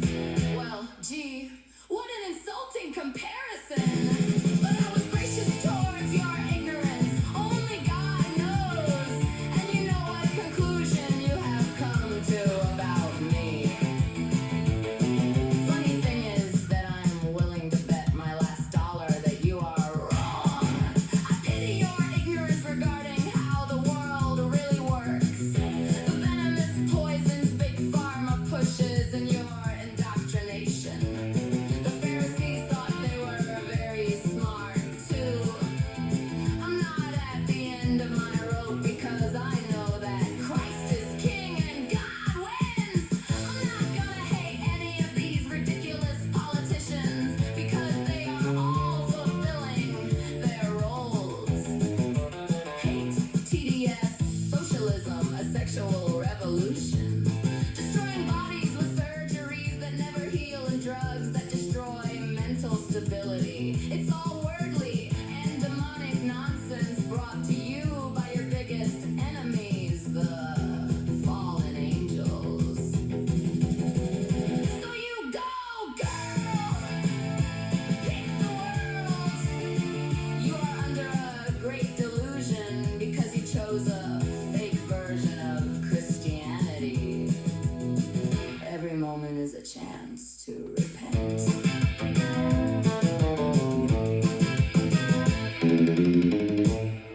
Gray Slick with Jefferson Starship here on KLIF 1190, where we're playing the greatest rock and roll of all time on Sunday morning. Monster Kid,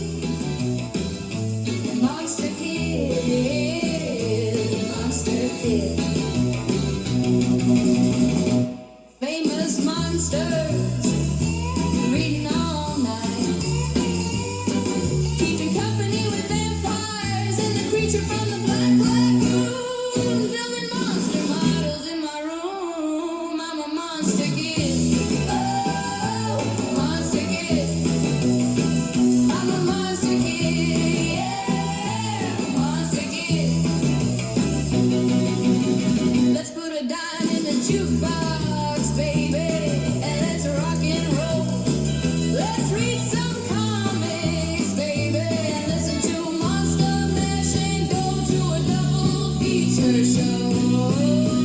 With the money and the ghost, I'm a monster kid. Oh, monster kid. I'm a monster kid, yeah, monster kid.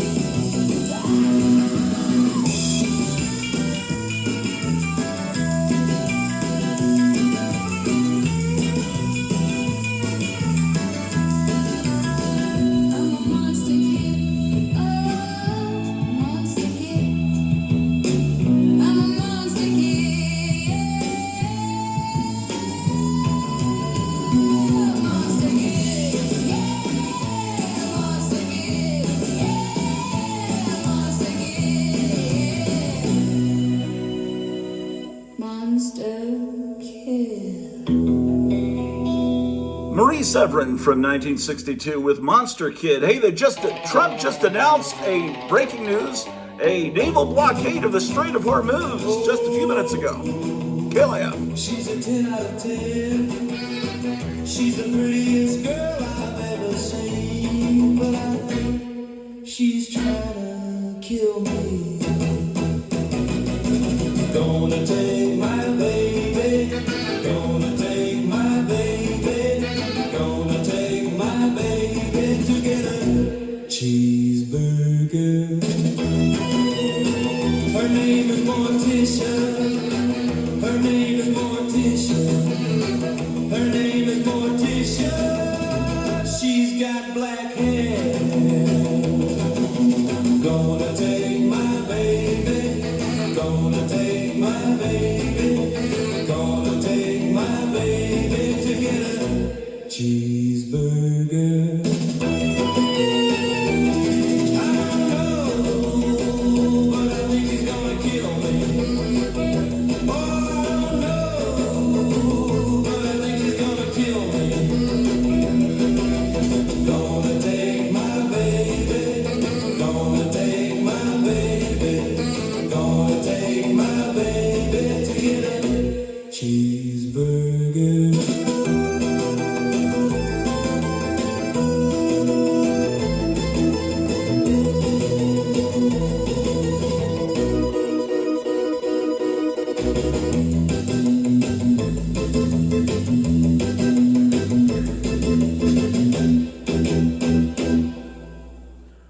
Deluxe Interior with I'm Gonna Eat a Cheeseburger.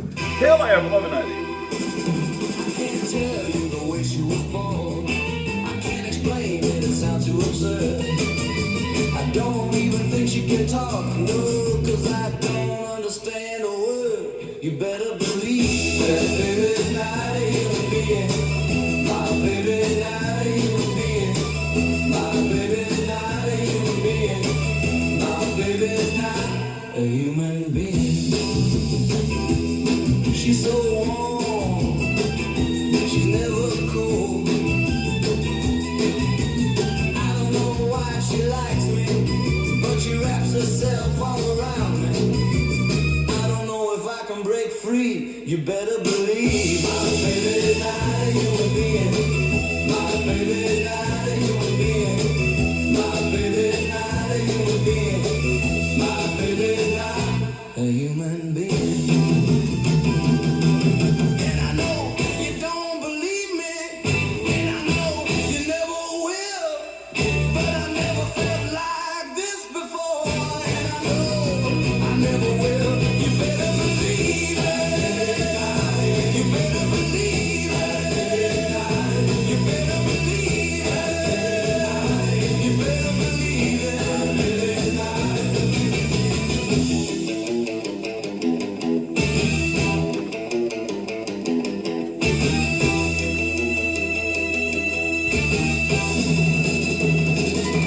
Can't tell you the way she was born. I can't explain it, it sounds too absurd. I don't even think she can talk, no, cause I don't understand a word. You better believe my baby's not a human being. My baby's not a human being. My baby's not a human being. My baby's not a human being.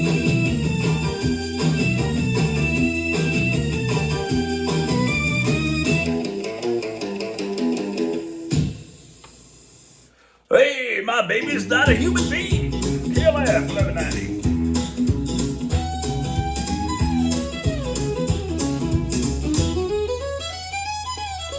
I was out hunting with my daddy and a gun when I first heard that ape man holler in the sun. He looked so wild and free with the apes up in a tree. It was then and there I fell in love with Tarzan. Oh, Tarzan, king of the apes, I am in love with you. If you knew the way I felt, you'd love me too. You're the lord of the jungle, Tarzan, but I'm a lady true. You wanna come on down, my love, come on down, Tarzan, from the apes. He'd left the throne of the family and of the queen for jungle life, and his senses stayed so keen.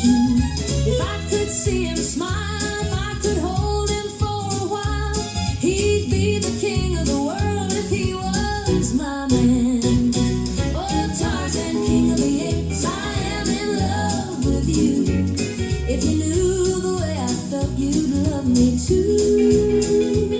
You're the lord of the jungle, Tarzan, but I'm a lady true.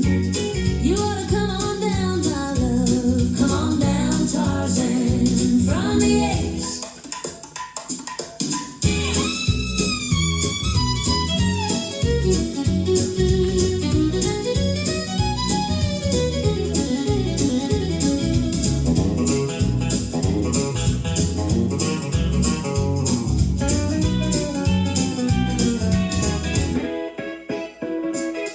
Tarzan, king of the apes, I am in love with you. If you knew the way I felt, you'd love me too. You're the lord of the jungle, Tarzan, but I'm a lady true. You ought to come on down, my love, come on down, Tarzan, from the apes. Tarzan, king of the apes, I am in love with you. If you knew the way I felt, you'd love me too. You're the lord of the jungle, Tarzan, but I'm a lady true. You ought to come on down, my love, come on down, Tarzan.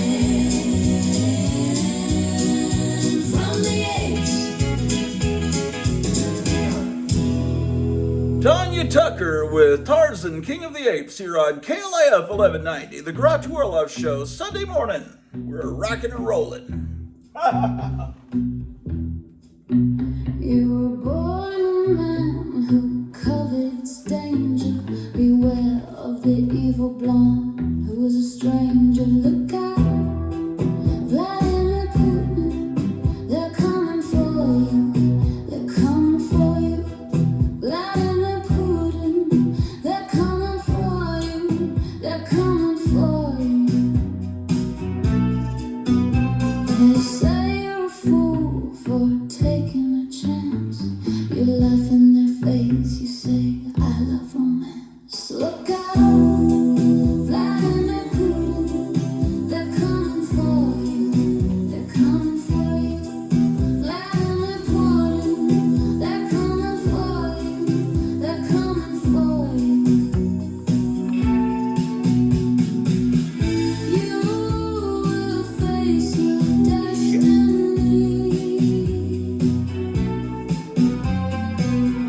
Then you'll be what you will be. It takes just one moment to seal your fate. When the danger is close, that's when it's too late. Look out, Vladimir Putin, they're coming for you. They're coming for you. Vladimir Putin, they're coming for you. They're coming for you.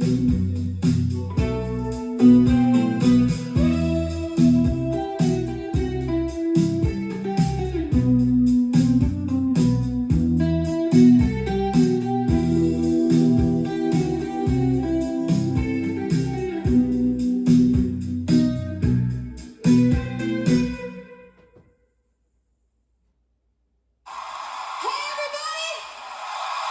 Boys and girls! I'm Mamie Gargoyle!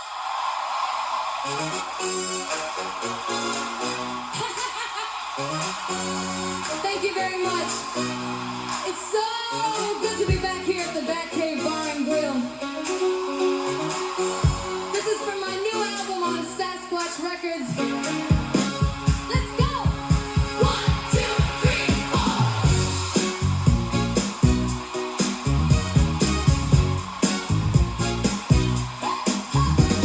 He may be just a man, but he's a superhuman lover.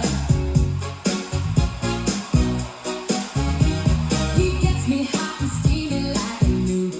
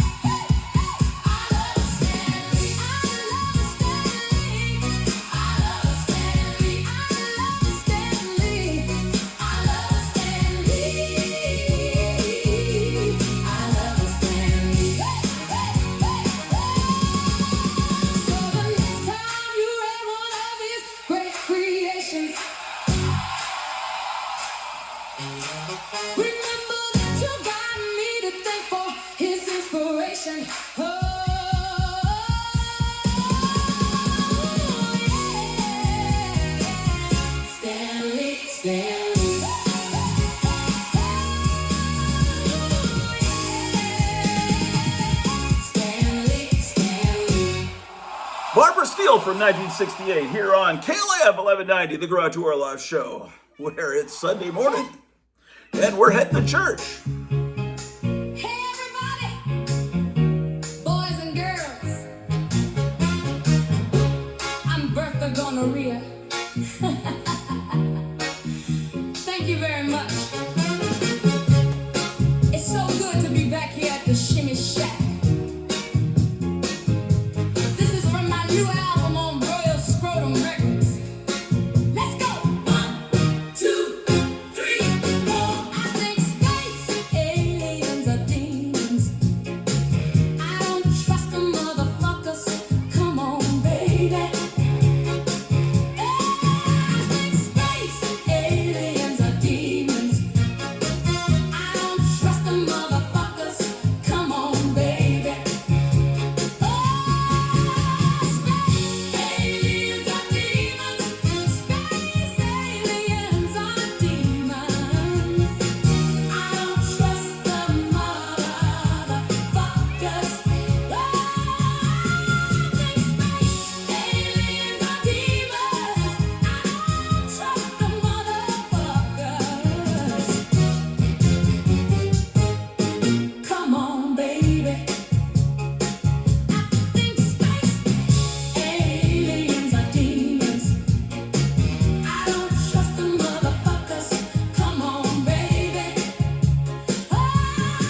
Think space aliens are demons. I don't trust the motherfuckers. Come on, baby. Space aliens are demons. Space aliens are demons. I don't trust the motherfuckers. Think space aliens are demons. I don't trust the motherfuckers. Come on, baby.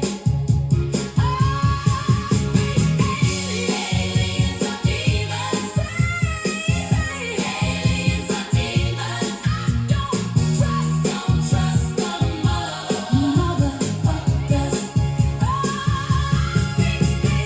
Aliens are demons. I don't trust the motherfuckers. I don't trust the motherfuckers. Aliens are demons. I don't trust the motherfuckers.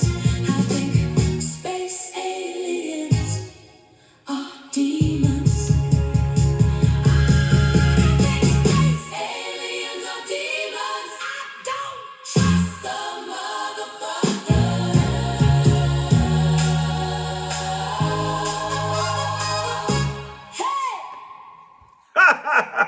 Bertha Gonorrhea from 1975 here on KLF 1190. Boys and girls, we're the Beagles. It's great to be back at Redbird Mall.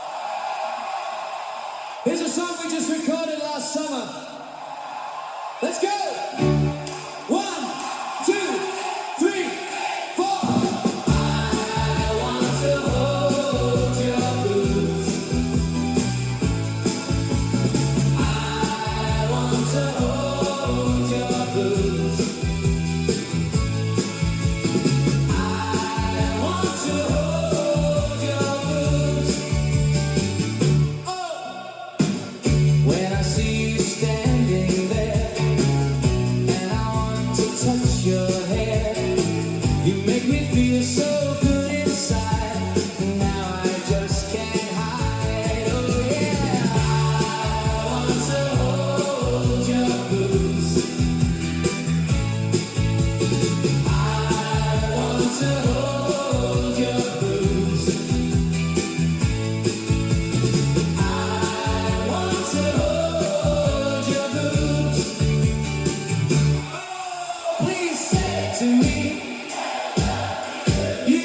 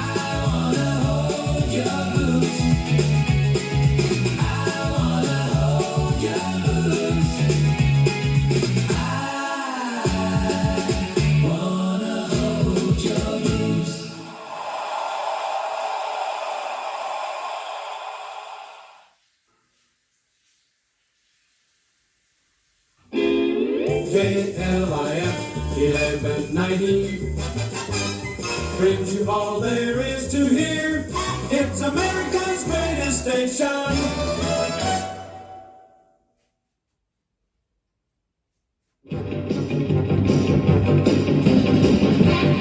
Now at Penny's, authentic Batman toys and games, new and exciting. Wow! Batman and Robin color portrait, $1. Batman periscope, 77 cents. Batman doll, only $9.98. Batman horn, 77 cents. Batman card game, exciting fun for $1.19. Batman game by Milton Bradley, only $2.66. Batman and Robin button, 33 cents. Authentic cape and mask, 99 cents a set. Batman belt, only $1. And a wrist radio for only $3.99. Now at 7 big penny stores, North Park, Big Town, Richardson, Casaview, and Lancaster, Keyston, Dallas, Seminary South, and Richland Hills, and Fort Worth. Be the first to have one of these new toys or games and receive free trading cards and Batman rings. Hurry to Penny. Yeah, man. Go get that stuff today. Where's my glasses? Time to get up, get out of bed. Come on, Dallas, and get ahead with wonderful Game Box in Dallas. That's KLAF. There's a heavenly fragrance that clings. It's heaven sent. Suddenly, you're an imp wearing angel's wings. In heaven sent. Suddenly, you are all of the things that you want to be. A little bit naughty, but heavenly. In heaven sent. Heaven Sent Fragrance by Helena Rubinstein. Spray it on and heavenly things happen. Heaven Sent. Splash in it, laugh in it, live in it, love in it. You'll find Heaven Sent Fragrance at Helena Rubinstein counters everywhere. Suddenly, you are all of the things that you want to be. A little bit naughty, but heavenly. In heaven sent. Suddenly, there's a heavenly fragrance that clings. It's heaven sent. Suddenly, you're an imp wearing angel's wings. In heaven sent. Suddenly, you are all of the things that you want to be. A little bit naughty, but heavenly.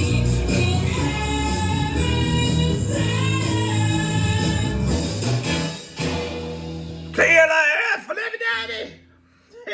This is Scott Holtzman. And if you're 21, you're too old. If you're 14, you're too young.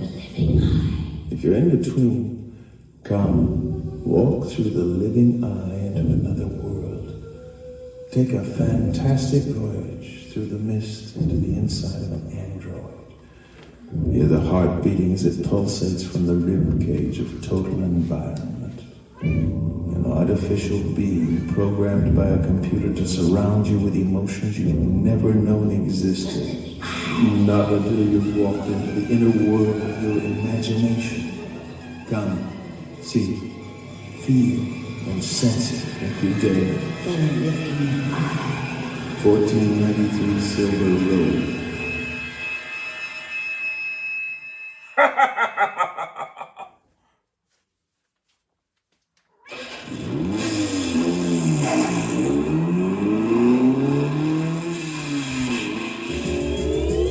KLIF, first in Dallas.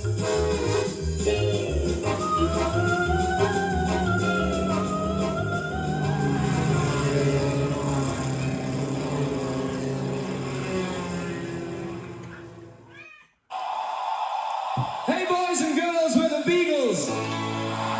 It's great to be back at Redbird Mall. Here's a song we just recorded last summer. Let's go! 1, 2, 3, 4.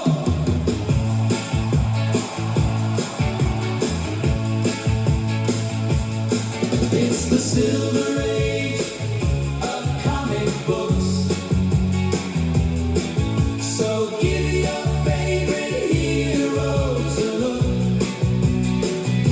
'Cause they'll all die in crisis on infinite Earths.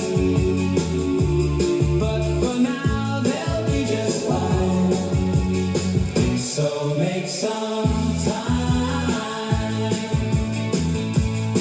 There's Superman, Batman, Wonder Woman, Aquaman, Green Lantern, Green Arrow, and the Martian Manhunter, and the Flash. But all of them will die in crisis on infinite Earths. But for now they're doing fine. So make some time. So make some time and get down. It's the silver age of comic books. So give your favorite heroes a look. 'Cause they'll all die in crisis on infinite Earths. But for now they're doing fine. So make some time. Oh, it's the silver age of comic books.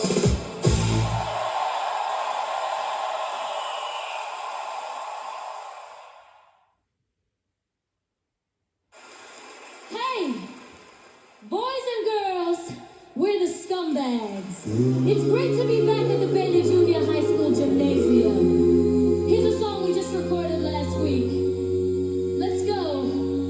1, 2, 3. Oh, oh, oh, oh. When you feel like the whole world's coming after you. Oh, and you just can't face it, you just can't make it through. Oh, there's someone who would walk through hell for you. It's true. Frankenstein loves you. Yes, it's true. Frankenstein loves you. Oh, so when the boys are free, and you wish your life was just a dream, when you feel like a total reject, remember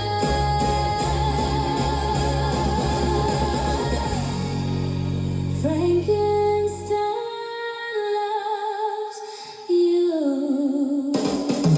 Yes, it's true, it's true. Frankenstein loves you. Frankenstein loves you. Yes, I love you. Ooh, yeah.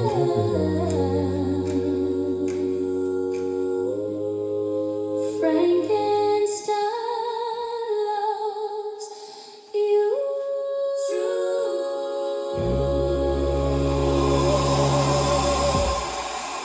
Hey, Frankenstein loves you. Hey, you're tuned into KLIF 1190. Sunday morning, Big Cliff, Grottu Orloff Show. Well, I think I love her.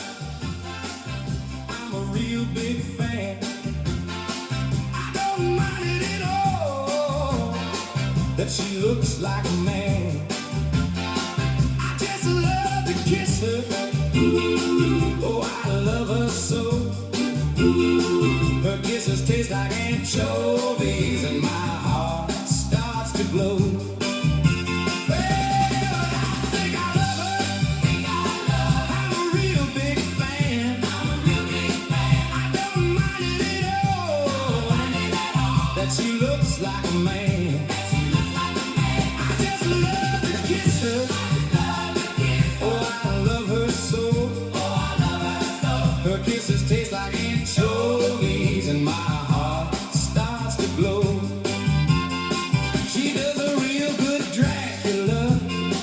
She looks good in black. I take her to the drive-in and make her sit in the back. She says she loves me. I know it's true. She gets real jealous every time she sees me with you. Oh, I think I love her. I'm a real big fan. I don't mind it at all that she looks like a man. I just love to kiss her. Oh, I love her so. Her kisses taste like anchovies and my heart starts to glow. Well, I think I love her. I'm a real big fan. I don't mind it at all that she looks like a man. I just love to kiss her. Oh, I love her so. Her kisses taste like anchovies and my heart starts to glow. Oh yeah, she gets real jealous every time she sees me with you.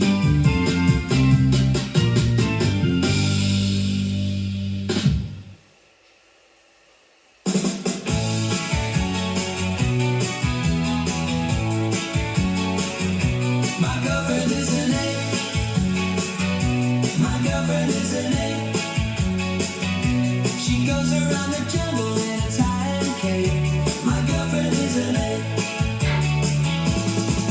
She loves me. She loves me now. She loves me. She loves me now. My girlfriend is an eight. My girlfriend is an eight. My girlfriend is an eight. My girlfriend is an eight. My girlfriend is an eight. My girlfriend is an eight. She was married to a plumber and his brother's a plumber. My girlfriend is an eight. She loves me. She loves me now. She loves me. She loves me now. My girlfriend is an eight. My girlfriend is an eight. Why did she have to die? Why did she have to die? Why did she have to die?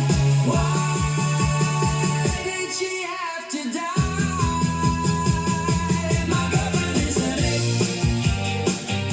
My girlfriend is an eight. She was kidnapped by a man in a jumpsuit. My girlfriend is an eight. She loves me. She loves me now. She loves me. She loves me now. My girlfriend is an eight. My girlfriend is an eight.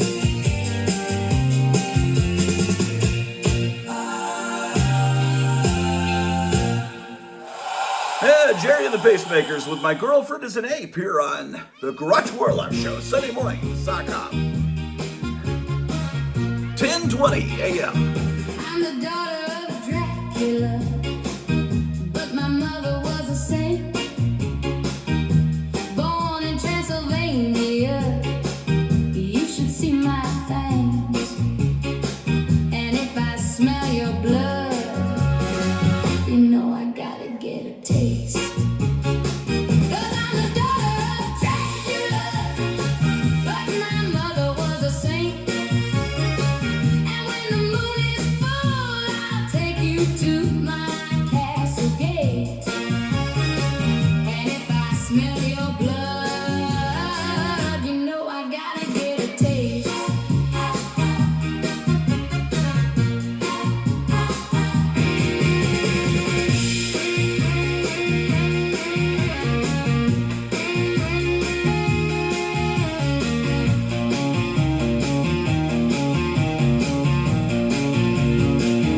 I'm the daughter of Dracula, but my mother was a saint.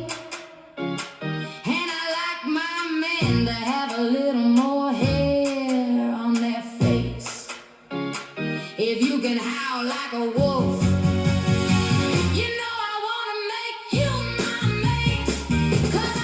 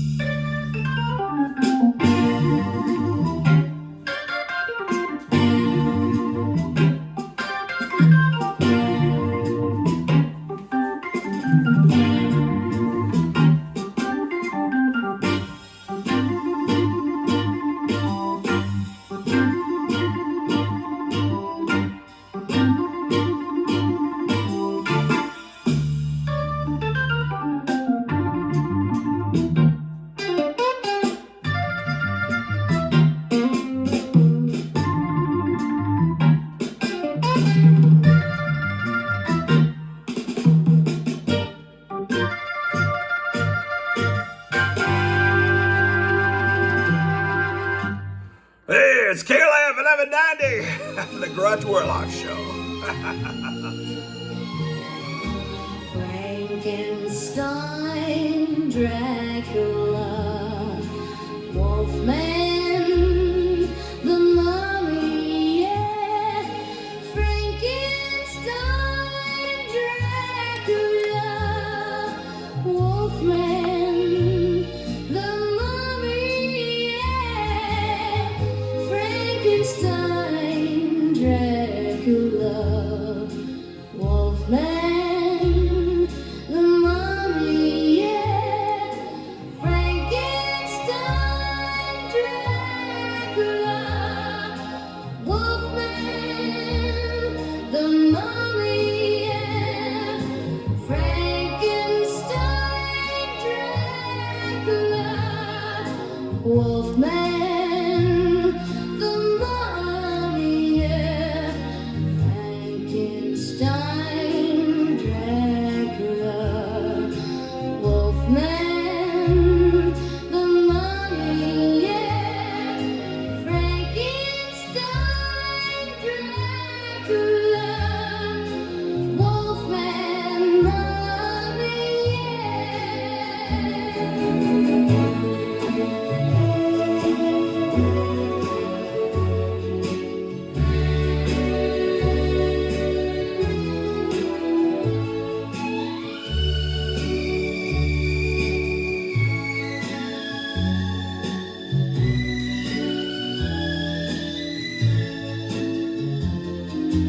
Frankenstein, Dracula, Wolfman, the Mummy, yeah. Frankenstein, Dracula, Wolfman, Mummy, yeah.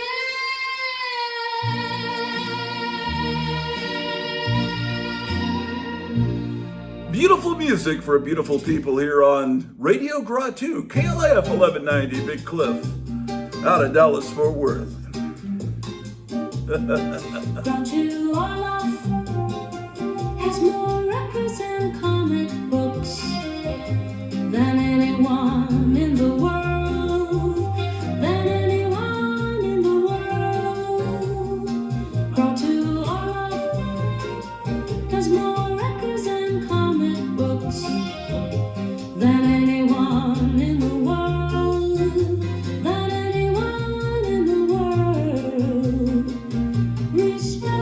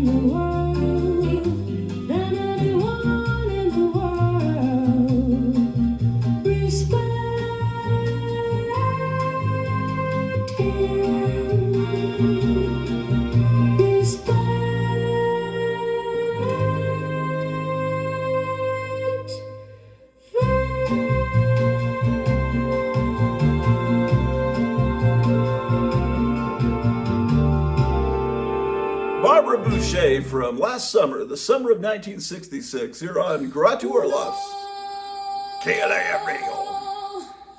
Doors.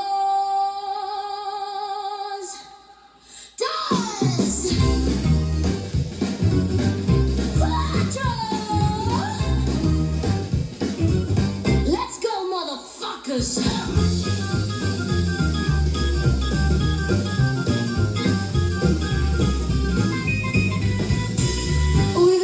of the United States in order to form a more perfect union. Establish justice, ensure domestic tranquility, provide for the common defense, promote the general welfare, and secure the blessings of liberty. To ourselves and our posterity, to ordain and establish this Constitution for the United States of America.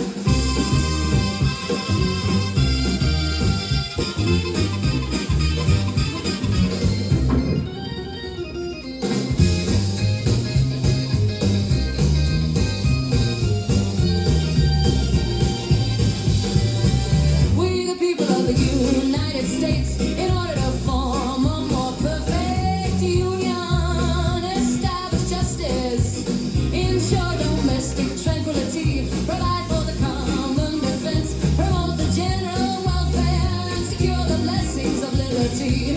To ourselves and our posterity, to ordain and establish this Constitution for the United States of America.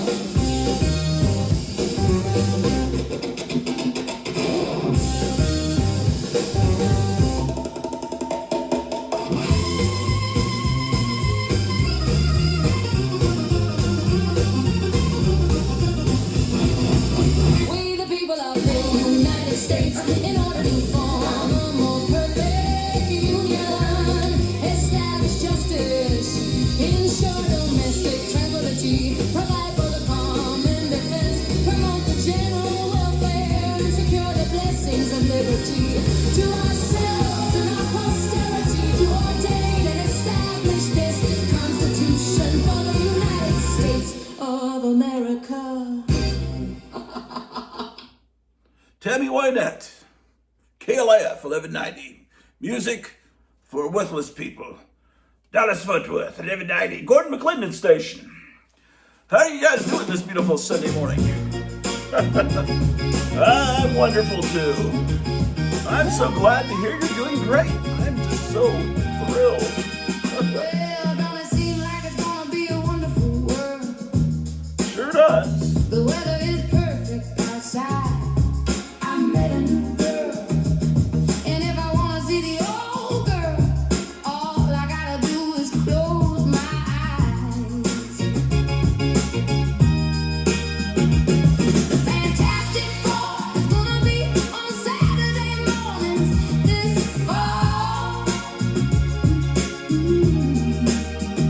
And every time I think it can't get any better, I find out it ain't all.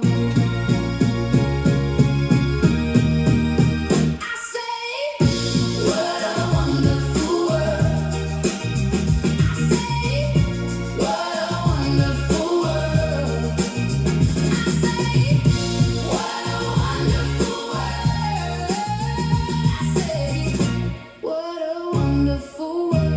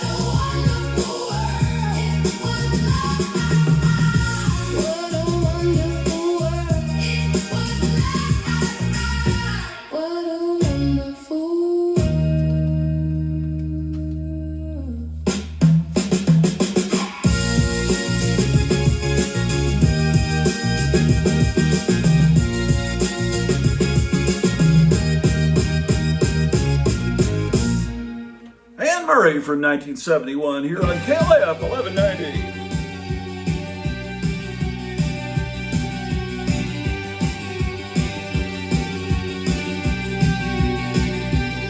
The Cure, KLAF 1190.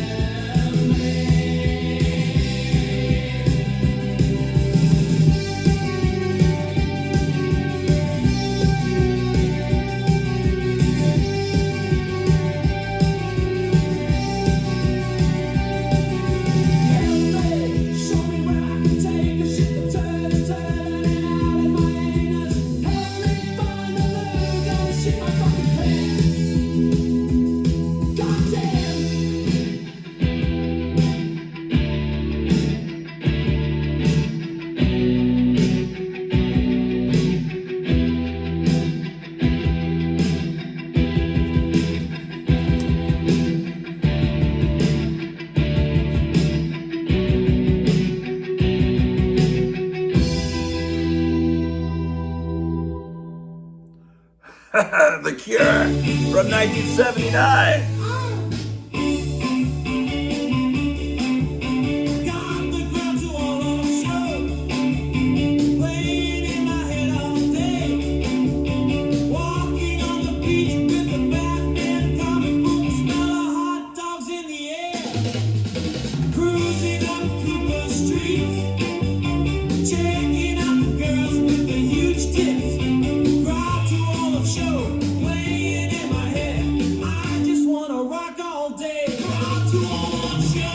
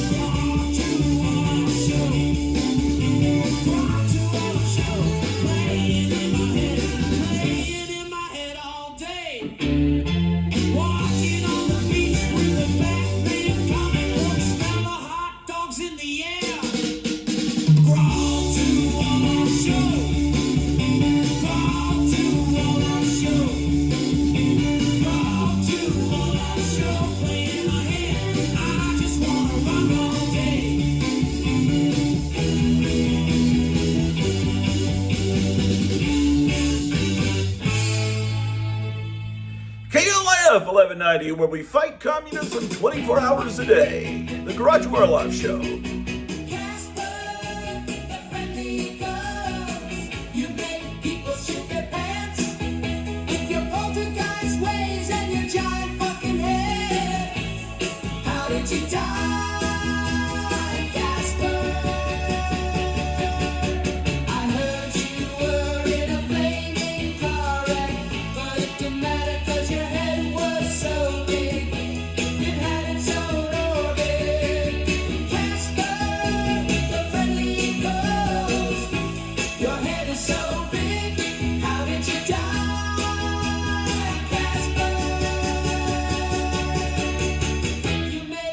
Shit their pants. I heard you were in a flaming car wreck.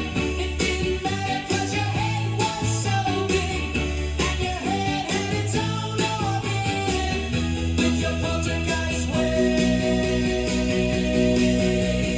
Casper, the friendly ghost, how did you die, Casper?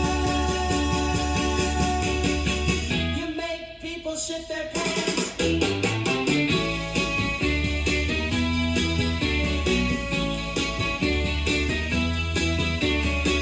I heard you were a flaming car wreck.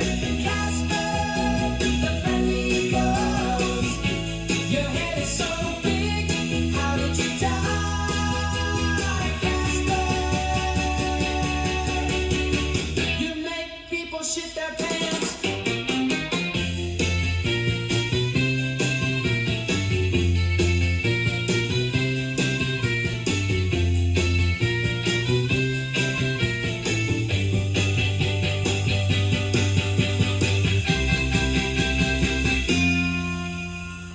Bert I. Gordon with the theme to Casper the Friendly Ghost on KLF 1190.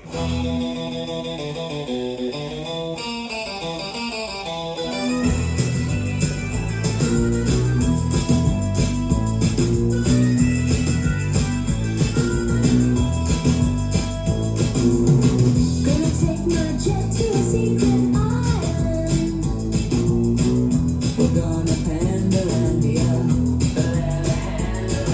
The land of the Pantyhose. I'm gonna dance with all the cute pandichas. The chicas parecen simios. Holy shit! I wish I could stay in Pandalandia. Home of the Pantyhose. Land of the Pantyhose.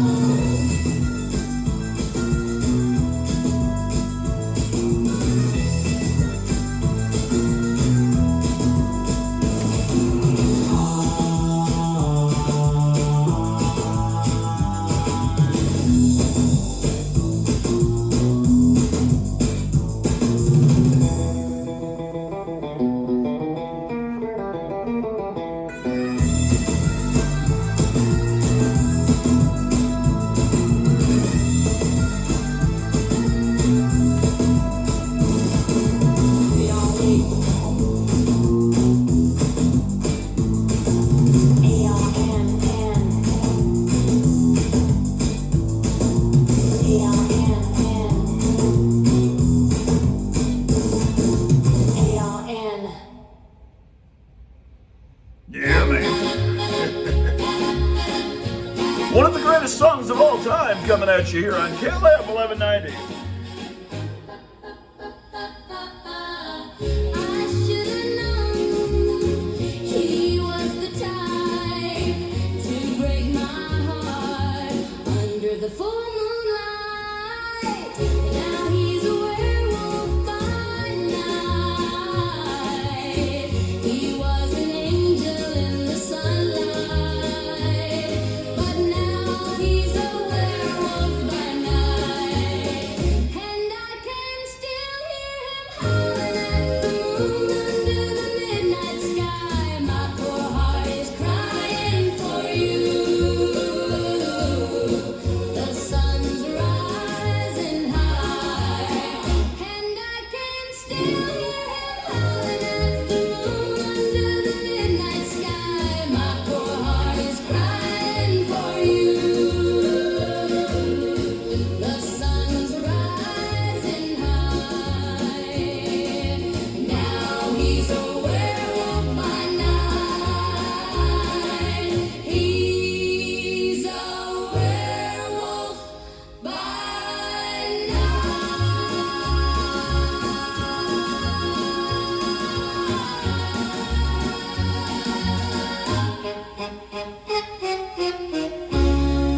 Ed Funicello from 1963. Werewolf by Night here on KLIF 1190, the Grottu Orloff Show, Sunday morning.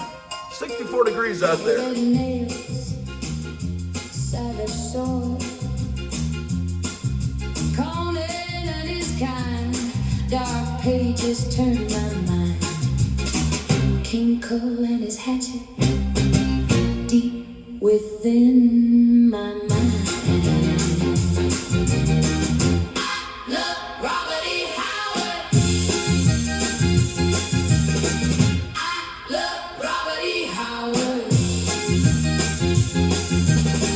His Hyborian world, filled with lust and rage, crumbles from the pen to the page of King Cole and his hatchet, deep within my mind. I love Robert E. Howard. I love Robert E. Howard.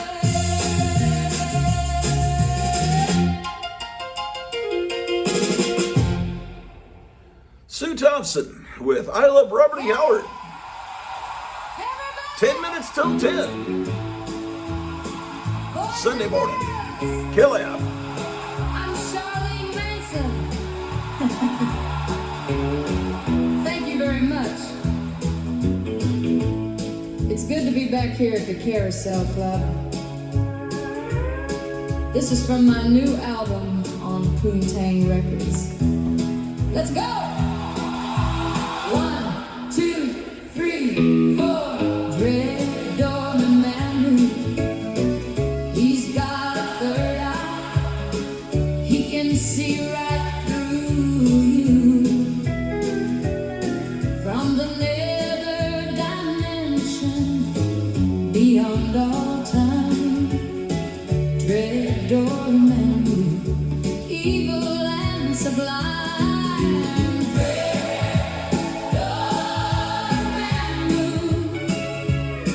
It's a pity you don't have a clue. It's too late to run and hide. It's too late to run and hide. Dread Dorman, you can't even say his name or he'll know you. Worse than the worst of your nightmare dreams. It's so much worse than it seems. Dread Dorman, it's a pity you don't have a clue. It's too late to run and hide. It's too late to run and hide.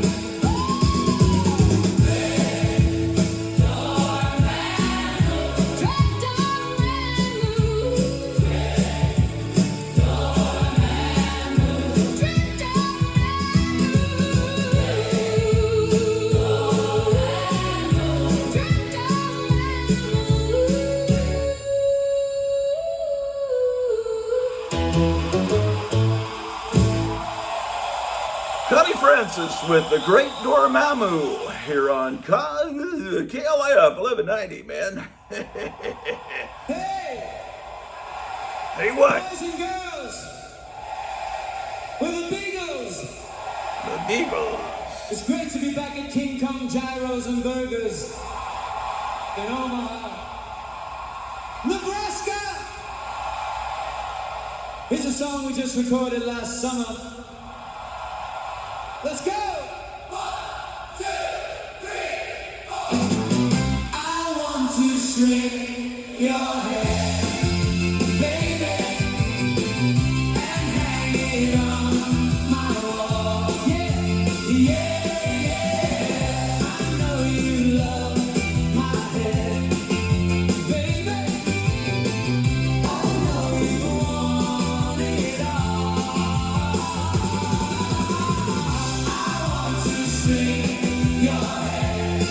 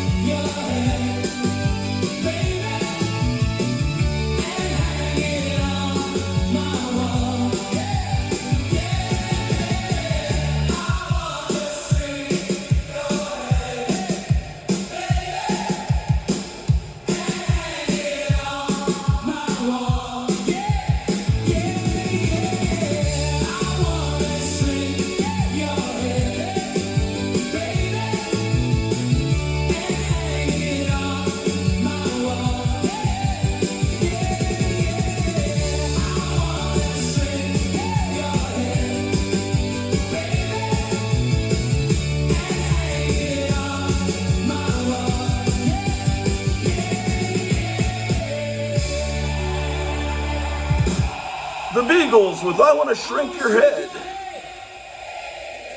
from 1964.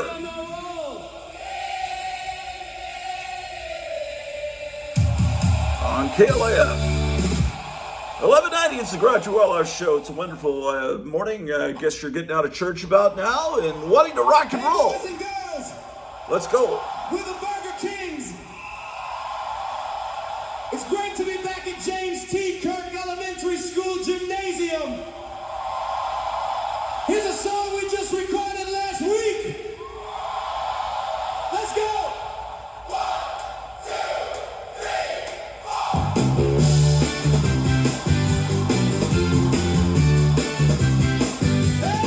The mad doctor of Blood Island is coming after you. The mad doctor of Blood Island is coming after you. The mad doctor of Blood Island is coming after you. The mad doctor of Blood Island is coming after you. He's a mad doctor. He's a mad doctor. He's a mad doctor. He's a mad doctor.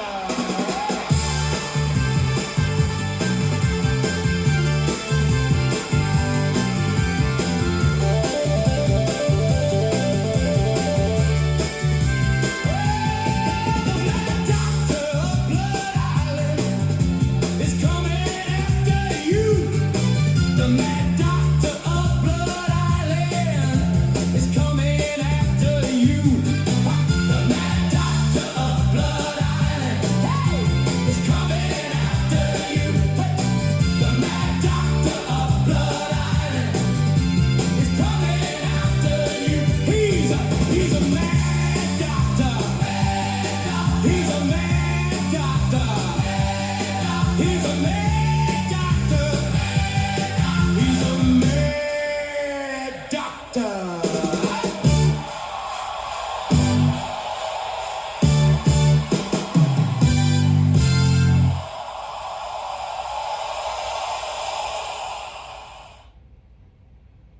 Holy shit.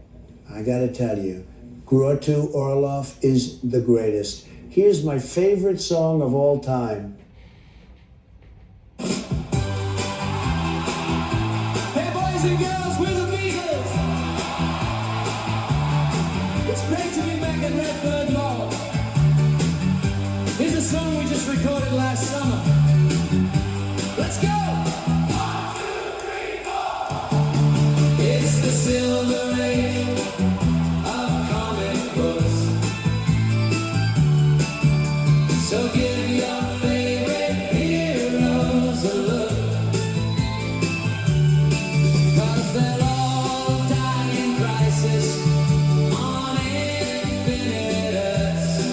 But for now they'll be just fine.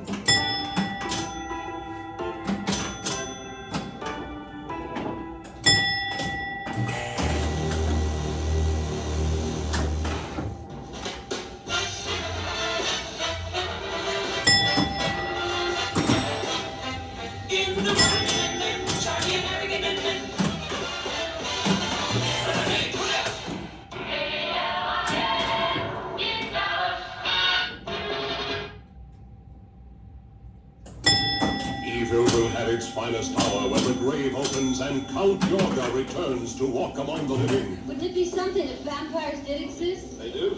Not in the classical sense, of course, but there are those who thirst for blood. In fact, thrive on it. Can the dead desire? Can the lifeless lust? Can a vampire fall in love and give a normal kiss? Cynthia, what have I told you? I possess the power to give you eternal life. Right now, this very moment. I'd say you were marvelously mad. Count Yorga returns from the land of the dead to seek a mate from among the living. This time it might be you. One never knows when he might encounter some of the more unusual truths that exist in this world.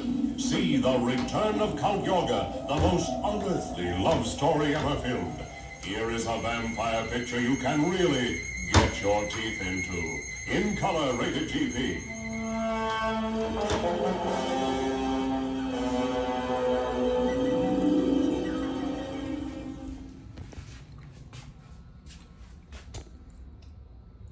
There's a lot of talk these days about the growing world food shortage. You can see people slowly starving to death right here. It's tragic and terrifying. Stop at all the states tonight. A strange virus brought all the dead back to life. What will they do? The original.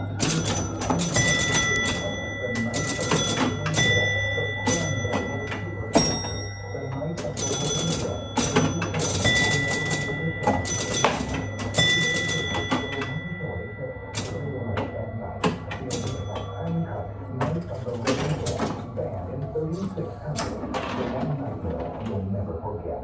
That was a special late show.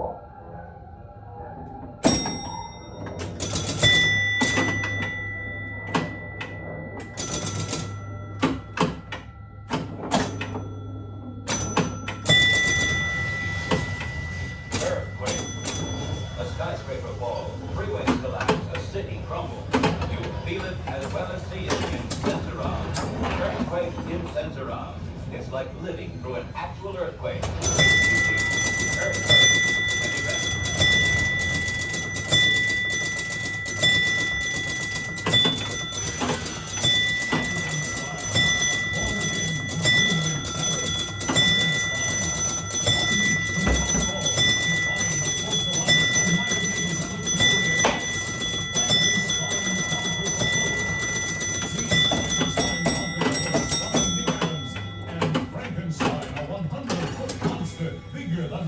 Screen in color scope from American International Pictures. Welcome to King Kong. I think she's over.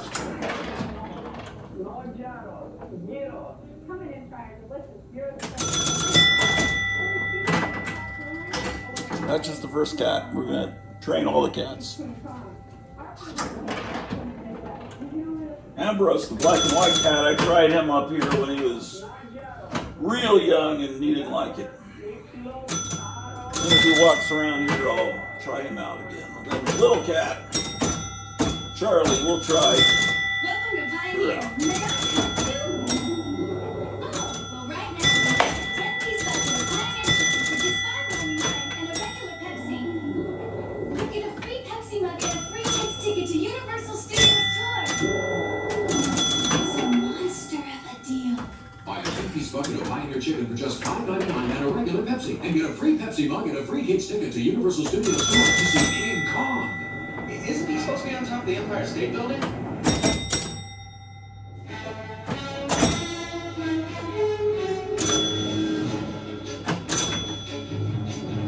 He's a big star on the side of his car. There's a red, white, and blue. And he's the main part of his name. STD is the racer's edge. He told it to Richmond. He's won all the big ones. And What's up there, man? There's the main part of his name. STD is the racer's edge. Going by a checkered flag. But it speeds like 180 miles an hour, you gotta be more than a good driver. The engine's gotta hold it. That's why I run on STP oil treatment and STP double oil filter. I like to finish what I started. Try them in your family car. STP Remember, I must have to put quarters into that one. I thought it was on free play. KLIF 1190. Always first with the hits. Hey, Grottu Orloff signing out. Alex Jones is going to be taking over here, man, at 12. I'll be seeing you guys later. Have fun. Don't take any wooden nickels. I can see he's out there dressed in black. Well, he's the one.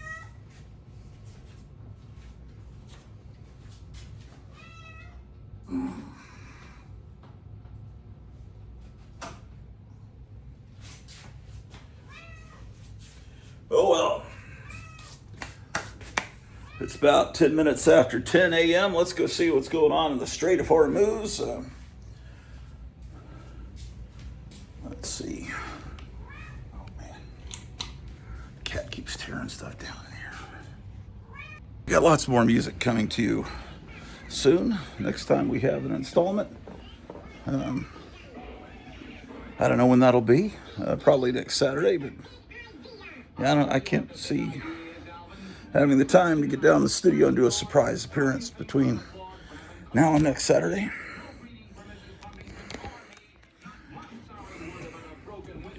Let's see what's going on out here. Here's Ambrose the cat up here sleeping. But yeah, last time he was scared of the pinball machine. But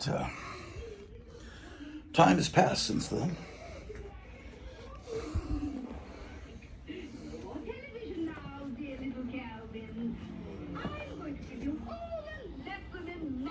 Alvin and the Chipmunks. Always something wonderful on Throwback Television Channel, except when they have Captain Isotope and Nutty's Playhouse. Whenever they have new shows made by nerds to try to be like cool old shows, which is probably less than an hour a day of that kind of programming. It's a great channel. Okay. What do I need? I don't know. But I need to go. So I will see you soon.